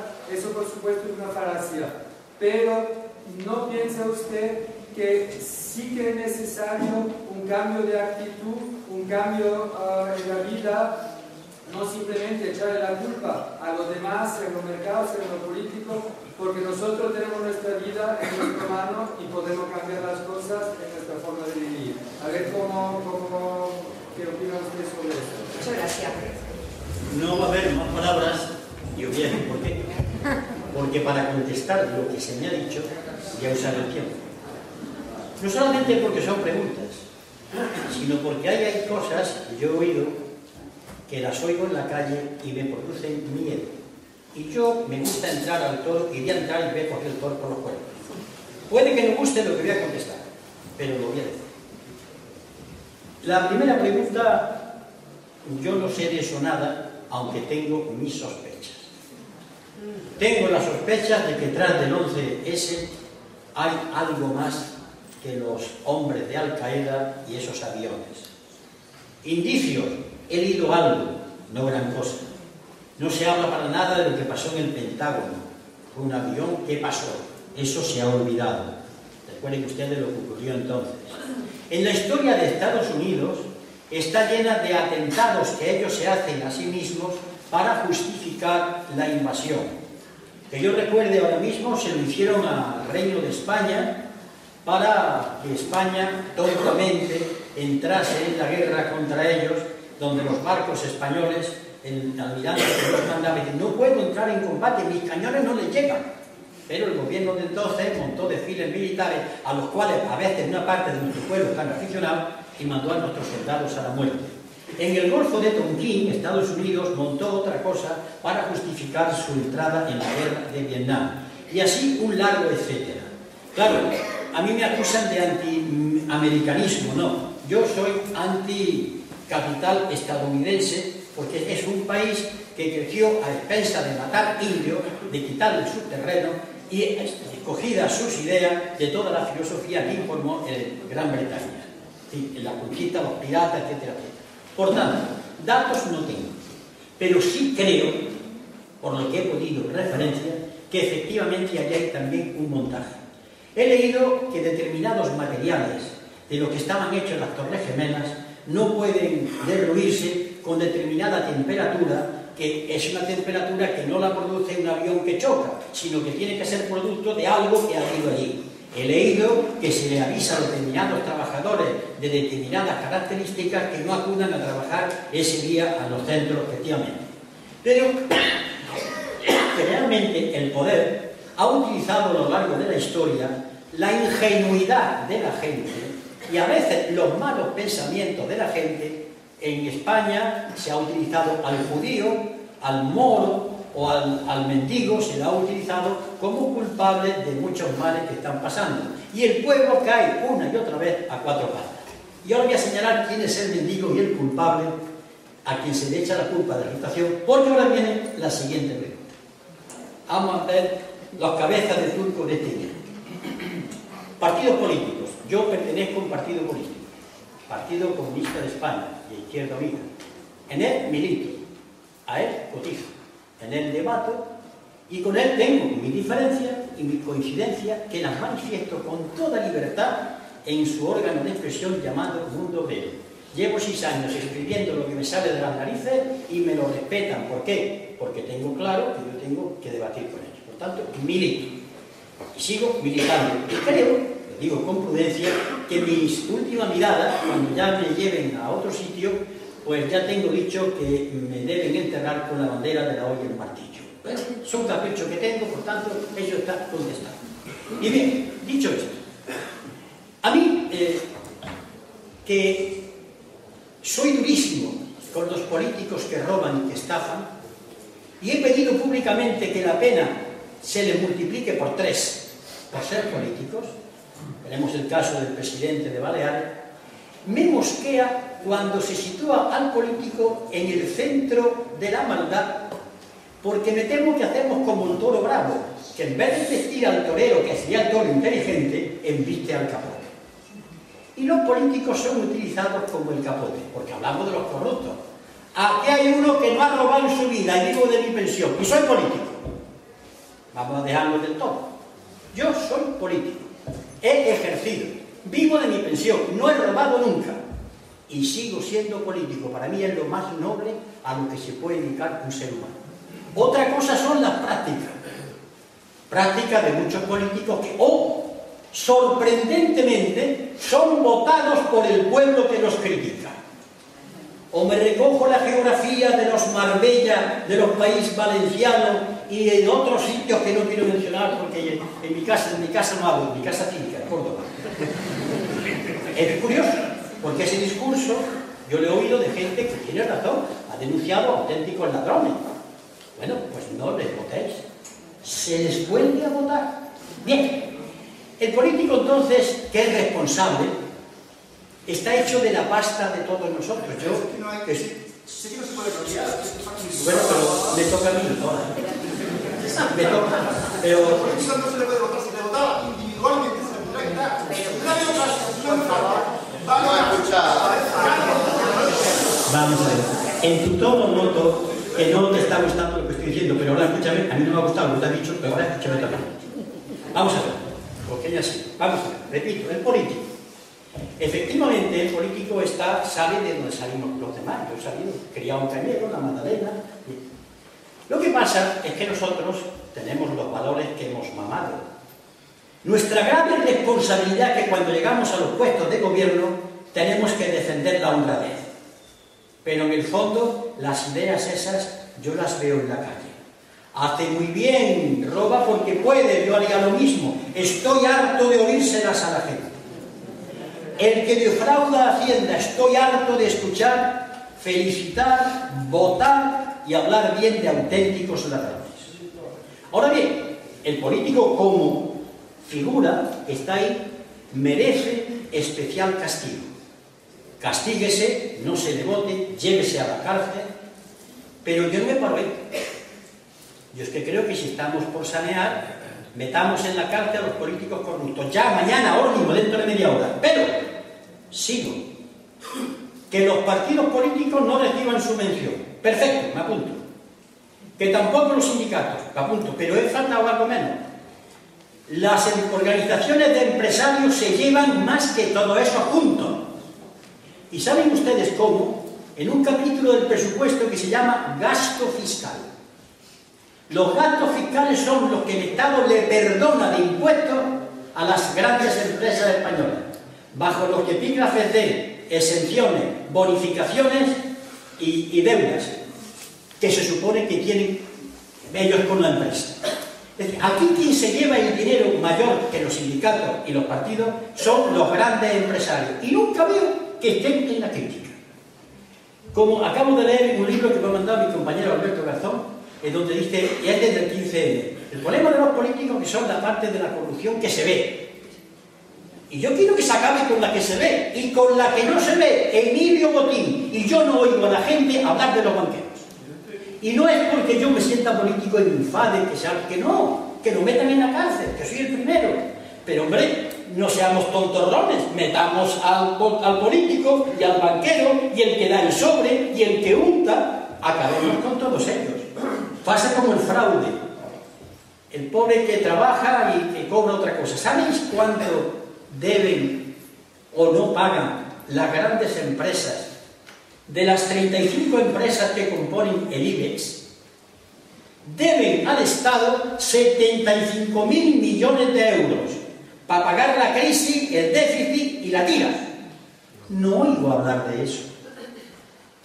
No oigo hablar de lo que se lleva la COE, Los grandes, que repito, los empresarios están subvencionados. Así que se la quiten todas. Mire, yo del Partido Comunista, con mi cuota, lo que haga falta, y los sindicatos, pues también digo lo mismo. Que yo digo, ahora quiero ver a los demás también. Quiero ver a la Iglesia Católica, que no sé qué por qué tiene que estar recibiendo dinero. Porque en el año 79 se dijo que iba a haber un concordato, se suprimía y se acabaron las relaciones y sigue recibiendo dinero. No es una cuestión de creencia, es una cuestión de un privilegio que nunca hablamos de eso.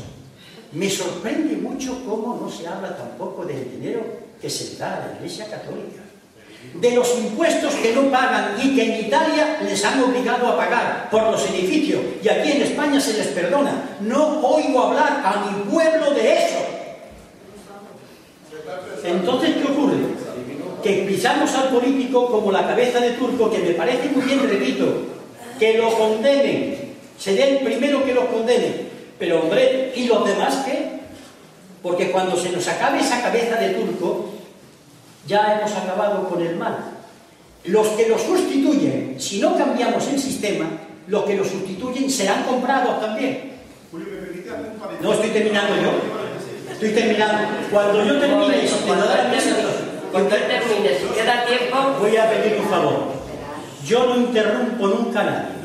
Me ha enseñado la política, me ha enseñado a ser respetuoso con mis adversarios. Sí, me lo ha enseñado la política. Yo sé lo que me han enseñado. Tú a mí me puedes decir lo que me han enseñado. Lo sé. Y ahora escúchame. Cuando yo termine mi intervención, y si la mesa te da, ten el temple que he tenido yo para oír cosas que no me han gustado y he aguantado hasta el final. Y continúo. Se habla de las responsabilidades. Ahí hay que hablar también de la justicia. Porque ante un caso flagrante de presunto robo, el de un tal Iñaki Urdangarín, pues no he visto, salvo 4 chistes, y a mí los chistes cuando cosas las tratan con benevolencia no me gustan, hablar de lo que hay ahí. ¿Y dónde están las responsabilidades? ¿Queréis que sea claro? Que sea claro. ¿Dónde están las responsabilidades del monarca, que sabiendo lo que estaba haciendo el yerno lo manda fuera y su obligación era denunciarlo? Eso se llama que el monarca es un encubridor de un delincuente. Todas las cosas que yo digo sé que las pueden utilizar en un juzgado de guardia. Llevo así toda mi vida. Nunca me han llevado al tribunal. Porque sé lo que estoy diciendo. Pues bien, a la hora de juzgar lo que está pasando, que yo, que he defendido y he tenido mis encontronazos con los sindicatos, entre hermanos, encontronazos entre hermanos, que quede claro, hablo de la financiación de los partidos políticos, que se apliquen a todos, y que todo eso se mida con el microscopio del Tribunal de Cuentas. Y las subvenciones a determinadas actividades de peñas y de asociaciones de vecinos y actos de las cofradías de Semana Santa. Es que he puesto a ahorrar dinero, yo doy la lista, y pongo a los partidos comunistas y a los sindicatos. Pero quiero toda la lista, porque si no entonces me pilla un mosqueo y todo aquello. Continúo. Creo, me pregunta la salida. Yo la he apuntado, pero voy a ser más claro. En el Ateneo de Madrid, el día 9 de este mes, yo presenté, y está en los vídeos, una alternativa a lo que está pasando. Pero toda mi vida me he dedicado a proponer alternativas. Toda mi vida. Lo de programa es por algo. Lo concreto. Y yo hablar de la mía. Lo primero que tenemos que tener claro en la población es que para salir de esta situación, antes de hablar de ella, yo no he leído, todavía no he podido oír hoy, lo que ha aprobado el Consejo de Ministros. Pero el problema que tiene el gobierno es el siguiente. Tenemos un déficit del 8,55. Se pretende que en este año se pase al 5,3. Cada punto son 10.000 millones de euros. Y que el año que viene se pase al 3. Pues entre el 3 y el 8,5% hay 5,5, que multiplicado por 10.000 son 55.000 millones de euros. No sé de dónde lo van a recortar. porque para evitar el déficit no solamente se recorta, sino que se pueden traer ingresos. Los 75.000 millones que las empresas del IBEX no pagan. Ahí, por ejemplo. Pero de eso no se quiere hablar. No sé de dónde van a sacar el dinero. Pues bien, la primera idea, que la alternativa tiene que ser la siguiente: la ruptura con este estado de cosas. Voy a ser más claro. Si hay alguien que piensa que después de esto ya va a escampar, le voy a decir, no va a escampar. ¿Lo saben? Que no va a escampar. Es imposible que esto se acabe bien. Imposible. Porque están cortándole el dinero, y no solamente al cortar el dinero se ahorra dinero, la gente no recibe dinero, la gente va al paro, la gente no compra. Y entonces al déficit del 8,5% hay que añadirle otro déficit. Cuando la economía baja, se produce una cosa que se llama disminución del crecimiento. Y esa disminución del crecimiento económico se suma al déficit. Es decir, que si llevo 8 pesetas, como encima yo voy perdiendo sueldo, termino por deber 12. Y si quiero recortando, termino por deber 15. Esto lo están diciendo premios Nobel de Economía, se lo están diciendo al gobierno español, a la Unión Europea, pero por aquí entra y por ahí sale. Porque tienen sus razones, no digo que tengan la razón, que tienen sus razones para que esto sea así. Pues bien, la primera es tener claro que no hay salida dentro de esto. Ahora bien, esto no es cuestión de decir, bueno, vamos a esperar que esto se hunda y a partir de ahí sale el socialismo, otros dicen el comunismo, o la justicia como salió Venus de las aguas. No. Hay que luchar y ir construyendo. Yo le llamo ruptura y construcción. ¿Cómo se construye? Yo he propuesto en mi último libro 10 medidas concretas que hagan posible que el único que hoy puede hacer esto es el pueblo organizado. Y en el pueblo los sindicatos, los partidos políticos, lo que quieran. Los únicos.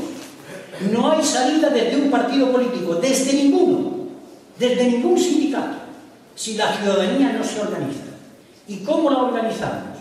Pues bien, ¿cuáles son esas propuestas que yo he hecho? Primera, en estos momentos el salario mínimo español debe situarse al 70% del salario mínimo de países, dicho a 70, serían cercanos a los 1.000 euros al mes. Me diréis que estoy loco, ahora hablaré de eso. Y de ahí la pensión mínima se equipara al salario mínimo, 1.000 euros al mes. ¿De dónde sale? ¿De dónde va a salir? De los 70.000 que he dicho antes, y de otros miles, en el fondo de los 450.000 millones de euros que no se paguen en Hacienda. Y no lo dice Julián Guita, lo dice la reunión de inspectores de Hacienda, entrar en el internet, Gesta. G-E-S-T-H-A, entrar en Gesta, y os dará la cifra, los 400.000 millones de euros que se podían recaudar de quien tiene que pagarlo. De ahí salen. Pero no solamente salen de ahí. Si la pensión mínima y el salario mínimo se pone en 1.000 euros, automáticamente la gente compra. ¿Qué está pasando en la economía, sobre todo en la andaluza? Un informe del Defensor del Pueblo, que los grupos familiares viven del abuelito y de la abuelita. El abuelito y la abuelita están soportando los gastos más elementales. Pues bien, siguiendo la lógica, esto no es un planteamiento revolucionario lo que estoy haciendo, es de sentido común. Si el abuelito y la abuelita tienen 1.000 euros, automáticamente podemos que el núcleo familiar podrá vivir de otra manera. Son las dos primeras medidas, pero hay más. Esto supone, por ejemplo, que quien pueda soportar el que la economía española deje el ladrillo, porque el ladrillo ha sido el gran engaño en el que han sido los bancos. Pero yo conozco mucha gente cercana a mí que han comprado pisos, lo han revendido y eran gente del pueblo sencillo, que han entrado también en la misma historia. Pues bien, esto significa la creación de una banca pública. El Estado con su banca pública. Y esto no es nuevo.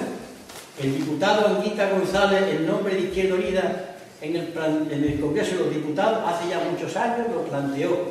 ¿Y de dónde sale el dinero para crear la banca pública entonces? El diputado diputado Anguita, en nombre de sus compañeros, que lo elaboramos colectivamente, lo dijo, de la banca de crédito postal, de la caja postal de ahorro, de la caja rural, del Banco Exterior de España, de la Corporación Argentaria, todo eso junto, antes de que el gobierno de González lo privatizara, con eso creamos el capital de la banca pública, que presta más barato y que también recupera sus préstamos. Otro, el Banco de Crédito Local, que también existía. Todas estas especies de prestamistas del Estado, unirlos en la corporación pública y prestando más barato que la banca privada.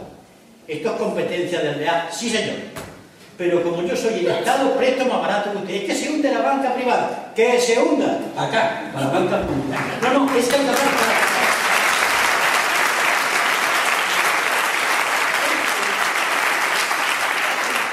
Esto es una guerra. Yo por lo menos lo tengo claro. Y yo puedo llevar bien con mi enemigo, tomar una copa, charlar con él. Pero esto que está aquí es una auténtica guerra. La banca pública. Pero no solamente el tema de la banca pública. La economía se mueve mediante lo que se llaman los grandes sectores estratégicos.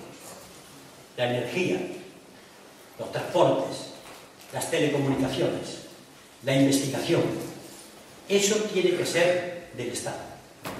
Porque el capital privado no tiene dinero para poder invertir en los grandes proyectos. Y cuando invierte, invierte para ganar dinero. Nieta, es que son empresarios, no van a invertir para perder. ¿Quién es el que tiene que asumir la gran directriz de la economía? El capital, que es el Estado, el capital público de los ciudadanos. ¿Qué se ha hecho en España? Todo lo contrario. Desde el año 1983-84 se empezó a privatizar. Las mejores joyas de la corona han pasado del Estado a lo privado. Porque el Estado no ha vendido las empresas ruinosas, que también las tiene.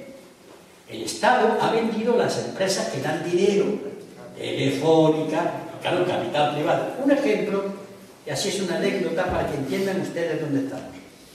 Cuando yo estaba en el ayuntamiento, y esta señora recordará que tuvimos que rescatar el autobús. Los autobuses, aquellos Pontevedras, estaban que se caían. Funcionaban porque yo creo que, no sé qué, pero que San Rafael ayudaba a que aquello funcionase. ¿Y qué hicimos? Tuvimos que comprarlo, rescatar la concesión, porque los ayuntamientos tienen la obligación, por ley, de tener que ir al transporte público, de abastecer eso. Pues bueno, aquello se compró, por cierto, se compró echándole más valor, se compró sin un puñetero duro, pero lo compramos. Pero en el ínterin, mientras aquella votación se compra los autobuses, a mí me vinieron a mi despacho unos cuantos empresarios de Córdoba a venir, que ellos querían quedarse con la línea de autobuses. Hay que pasen y se sienten, porque era un muerto lo que cogíamos con una bolsa, un muerto, donde lo más revolucionario que le dijo el querido compañero desaparecido Villegas, lo revolucionario de esta empresa es que cobráis todos los meses se os paga. No sabía el milagro que es eso, porque había determinadas exigencias que yo todavía sigo sin entender. Pues bien, ¿qué me dicen los empresarios? Señor alcalde, nosotros nos quedamos con el transporte de urbano de Córdoba. ¡Ay, qué bien! Un momento, señor alcalde. Yo quiero la línea esta, la línea otra, las que dejan dinero, coño, y que son empresarios. Y sin embargo, las que no dejaban dinero, para usted, señor alcalde, que las pague el ayuntamiento. Claro, es lógico, los empresarios van a invertir para ganar dinero. No juegan con que también pueden perder. El Estado sí.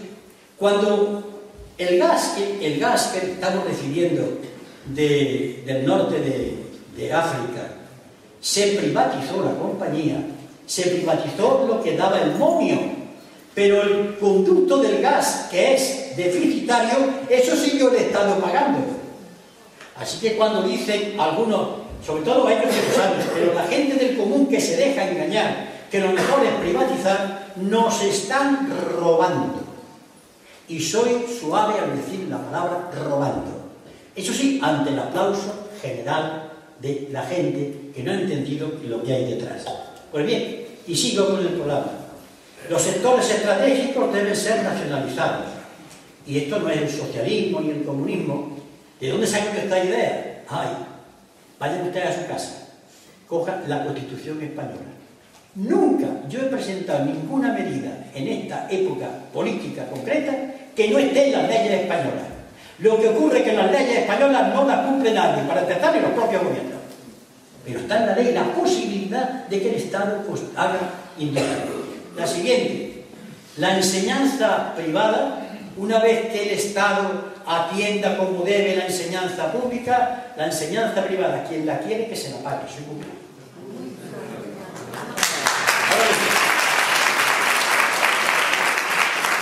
La reforma fiscal, aquí hay que pagar impuestos. Y según los criterios del artículo 31 de la Constitución Española, impuestos progresivos. Quiere decir que pague más el que más tiene. Hasta el que menos tiene, que no puede pagar, porque no pague. No pasa nada, ya pagó, ya trabajó. Y esto supone una cosa que se llama reforma fiscal. Lo que los inspectores de Gesta, repito, entren ustedes en el ordenador, están diciendo que es donde podemos sacar dinero. En España hay dinero abundante. Muchísimo. Lo que pasa es que lo tienen y lo tienen que tener. La siguiente. Las pobres gentes a las cuales le están quitando y desalojando porque no han pagado el piso, la propuesta mía es la siguiente. Os está hablando de la dación en pago. Es decir, que usted, que no ha podido pagar el piso, usted le da al Estado el piso, y con eso la deuda queda resuelta. Me parece poco. Porque la gente, cuando se demuestre que no tiene más vivienda que esa, no tiene ni un chalecito ni otra vivienda, y cuando se demuestre que no tiene de qué comer, la vivienda se le da. Artículo 47 de la Constitución Española. No me lo estoy inventando. O no tenemos derecho a vivienda. Esto significa que sí, que el banco se queda sin cobrar un puñetero duro. Sí. Entre estas medidas hay que tener el valor de meterle mano a la intermediación. El señor que cultiva un tomate o una lechuga, o el señor que está en la base de cualquier producción, un pequeño bodeguero, un pequeño empresario de agrícola, su producto vale 1 y en el mercado vale 30. ¿Qué ha pasado ahí? Esto es el mercado. Yo digo, no. Ahí el gobierno tiene que intervenir. Palabra durísima, sí, que intervenga. Porque intervenir significa, se puede equivocar, que se corregirá, pero intervenir significa que la población tiene que conseguir que el señor que trabaja en el campo con sus callos ese cobre suficiente para vivir y el que está en la ciudad pague menos que lo que está pagando. Esto es meterse en lo que se llama los circuitos de comercialización. Es durísimo, ¿eh? Ninguna de estas medidas se hace estando la gente viendo el fútbol. Seguramente si hay un gobierno que lo haga, la gente tiene que estar en la calle apoyando a ese gobierno, porque si no se lo liquidan. Cuidado, esto no es para ciudadanos cómodos, que prefieren el fútbol o la lucha. Esto no es para gente para verla venir. Esto es para ciudadanos que combatan por ese cambio. Lo que supongo que al preguntarme, querrá saber qué hacemos los ciudadanos. ¿Entiendes? Luchar por esto si queréis que así. Así hasta 10 medidas. Yo creo que estas 10 medidas que propongo pueden estar de acuerdo el 90% de la población. De derecha, de izquierda, de centro, porque ¿quién van a estar en contra de que se cobre a alguien 1.000 euros? Y la virtud de un cambio está en que lo apoye la inmensa mayoría. Dicho de otra manera, ya hemos estado nosotros en un ayuntamiento que era rojo, pero nosotros no intentábamos gobernar solamente para nuestros militantes, intentamos gobernar para la mayoría, aunque fuera gente que no nos votase, porque ese es el secreto. Conseguir unir a la mayoría, aunque no sean de los tuyos. Yo creo que estas propuestas, si se defienden, si se repiten desde todas las entidades, organizaciones, las asociaciones de vecinos, partidos políticos, sindicatos, clubes, de todo, se repiten, forman un cemento que yo le llamo eso proceso constituyente, donde la ciudadanía va sabiendo qué es lo que quiere. Y si dice, ¿y de dónde se va a pagar? Como a mí me han dicho, cuando yo esto lo he puesto en internet, señora Anguita, usted sabe que hay una cosa que se llama caja, ¿no? El cash flow, donde hagamos esto. Pues muy fácil, porque llega la siguiente medida. España hoy no puede emitir dinero porque no tiene la fábrica de hacer dinero. La fábrica de hacer dinero está en Bruselas. ¿Qué ocurre? Si en un momento determinado todos los gobiernos, empezando por el gobierno de Estados Unidos, ¿qué se creen ustedes que hace el gobierno de Estados Unidos para intentar luchar? Darle a la maquinita. ¿Por qué creen ustedes que hace? Le da a la maquinita. Y claro, eso crea problemas. tremendo, lo va corrigiendo como puede, pero le da la maquinita. Nosotros no podemos darle a la maquinita. Entonces llega una medida que yo estoy diciendo claro hace tiempo. No hay salida dentro del euro. Que lo vayan ustedes sabiendo. No hay salida. Por una cuestión muy clara. Quien se benefició del euro es Alemania, que cogió al mar. En estos momentos Alemania sí se ha beneficiado del intercambio desigual. Nosotros, en un momento que tuviésemos que darle a la maquinita para financiar, hay un riesgo de lo que se llama inflación. Pero la inflación es como el cochero que va con los caballos. Porque hay que procurar que la inflación no se desboque, pero al caballo hay que darle alegría. Bien, recuperar la soberanía monetaria. Yo sé que esta medida todavía no se ve, pero ya puedo asegurar que en España hay del orden de los 200 y pico economistas y catedráticos de economía que ya la están apoyando, sobre todo los más conocidos. Los más conocidos, desde Juan Torres, a mi compañero Alberto Garzón, Vicente Navarro, el decano de la Facultad de Filosofía de la Complutense, Paul Krugman, premio Nobel, Joseph Stiglitz, Kenneth Galbraith, están diciendo que no se puede hacer una unidad monetaria entre desiguales. Miren ustedes por qué. Un gobierno tiene en última instancia, si ve que hay pobreza en un sitio, coge el dinero de donde hay y lo va allí. Protestarán lo del 50, pero lo hace. Porque es un gobierno único, en un territorio único. Lo puede hacer el gobierno español o el gobierno estadounidense. Pero 27 gobiernos, ¿cómo 27 gobiernos van a tomar una medida que los enfrenta a unos contra otros? Y 27 en la Unión Europea, los del euro son 15. ¿Van a tomar esa medida de los 15 gobiernos con la Alemania y con Francia? No la van a tomar. Entonces hay que recuperar soberanía. En esto termino. El euro está en la siguiente situación. Con el euro nos morimos como se muere un braserito. El picón, recuerdan ustedes, ¿no? Se va apagando, morimos tranquilitos. Morimos, bien, por gusto. Vamos durmiendo. Pero, con lo otro, el enfermo hay que llevarlo a la mesa de operación. Y la operación es difícil. Pero se puede salir de ella. Si el pueblo se le explica, con la claridad que lo estoy explicando. Se puede salir. Recuperar soberanía. Porque esa soberanía la hemos cedido. La Constitución española, todos los derechos, están muchos de ellos cedidos a Bruselas. Y lo hemos hecho y no nos hemos dado cuenta. El último ejemplo. ¿Saben ustedes lo que ha supuesto la reforma de la Constitución española? Esta que aprobaron los dos grandes partidos, pues se lo voy a decir. Lo siguiente. El artículo reformado, que es el artículo 35 de la Constitución, dice lo siguiente. Que a la hora de pagar el Estado, a quien le tiene que pagar por encima de todo es la deuda, a los bancos que han comprado la deuda. Y después ya hablaremos de la educación, de los parados o de la sanidad. Esto se ha aprobado y la población así. Pero claro, la población yo creo que ya debe saberlo en el sentido que está su voto. Porque, queridos paisanos de Córdoba, el que vota, yo sé que es el que menos responsabilidad tiene, pero alguna también tiene. O si no, ¿para qué vota? Pues vayamos aquí que el votante no tiene ninguna. Yo no lo hice. No, también la tiene. Y procurar entender que con esta reforma de la Constitución, ¿de qué iba eso? Que te conformas con lo que dice Mariano Rajoy, con lo que dice Cayolar. Allá tú.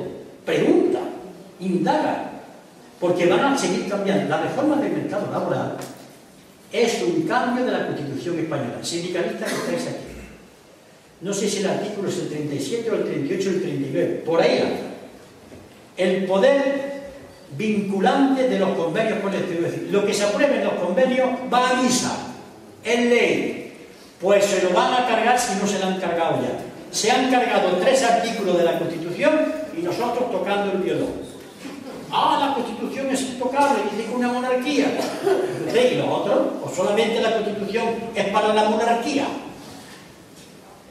Esa es la salida. Como usted ve, la salida no es cómoda. Y hay una cosa, no confíen ustedes en ningún economista, aunque sea el más rojo que leña, que diga un momento, la pizarra, esta es la fórmula de la ecuación. Todo tiene que salir de que la ciudadanía se dé cuenta. ¿Y qué está ocurriendo? Que la ciudadanía empieza ya a darse cuenta. Yo estuve ayer en una manifestación, ya conté, y vi que había gente. Vi también que hay mucha gente que no se sumó, y lo respeto muchísimo. Y vi a muchos pequeños comerciantes que no se sumó, lo respeto, mi palabra de honor. Pero les quiero decir algo. Si la reforma del mercado laboral se enraiza, si siguen echando gente y admitiendo a otra por salario ínfimo, te va a comprar en tu tienda un guardia. No tiene. No tiene. Luego, al dar un pasivo, yo no me meto en lío, pues va a tener que cerrar la tienda. Porque la gente no va a poder comprar. Porque no tiene. Entonces, termino. Lo que yo he hecho ha sido un ejercicio de reflexión desde mi militancia, repito, por mi carnet, y mi actividad política, que es bastante amplia. Esto es política, lo que estoy esto es política. Ahora que venga otro de aquí, de otro partido, y explique lo que yo, venga, llamadlo aquí. Esto es lo que hay que hacer. Pero política explicándolo claramente, en el sentido noble del término. Y ahora, al terminar, os pido perdón por lo dilatado de la respuesta. Pero yo sigo a mis años todavía combatiendo. Y no combato solamente en los libros o en los artículos o en los debates. Combato en la calle. Y voy a decir cómo. Mi mujer me riñe con razón porque dice que entro al trapo. Pero ustedes imagínense la idea. Un señor va por la calle. No me meto con nadie. No le digo a nadie, usted es creyente. No, me parece muy bien que la gente vaya a su misa. Muy bien. Y además me enfrentaré como un león a quien diga que la gente no puede ir a misa. Que vaya donde quiera. Don Julio, dígame. Esto, como estamos muy mal. Sí, señor, estamos muy mal. Esto es culpa del hijo puta, del presidente, este o el otro. Ahí ya me... No, mire. No empecemos ya insultando al presidente, porque esa es la salida fácil. Esa es la salida de que foga, pero no es peligrosa. Digo, mire usted, el problema está en que estamos en una situación, y le cuento, como maestro de escuela, que lo que soy, con palabras muy sencillas lo que está pasando, y me dice el hombre o la mujer, bueno, yo no quiero saber, yo quiero quién tiene la culpa. Y le digo a la gente, vaya usted a la puerta. El que no quiere saber, que no me pregunte. Porque ese es el combate. Si usted lo que quiere que yo insulte al presidente del gobierno, aunque me caiga fatal, como una respuesta a un ciudadano, no estoy ante un ciudadano. Y por tanto, no me da la gana aguantarle a usted, ciudadano de pie. No que me pregunte, yo estoy deseando que me pregunte. El que cuando yo explico, me diga que no quiere saber. Ese es uno de los problemas.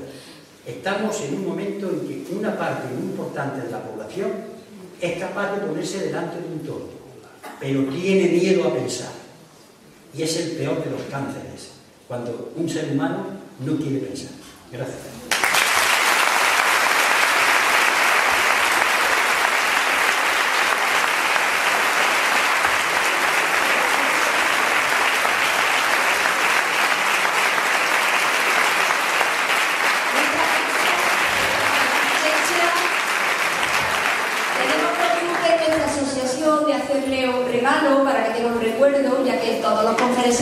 Que vienen son gratuitos, lógicamente, nosotros no tenemos medios para pagar a esos grandes conferenciantes que dan, y no porque sean grandes por su calidad, sino porque son unos peseteros, y nosotros en ese sentido nuestros amigos no son así.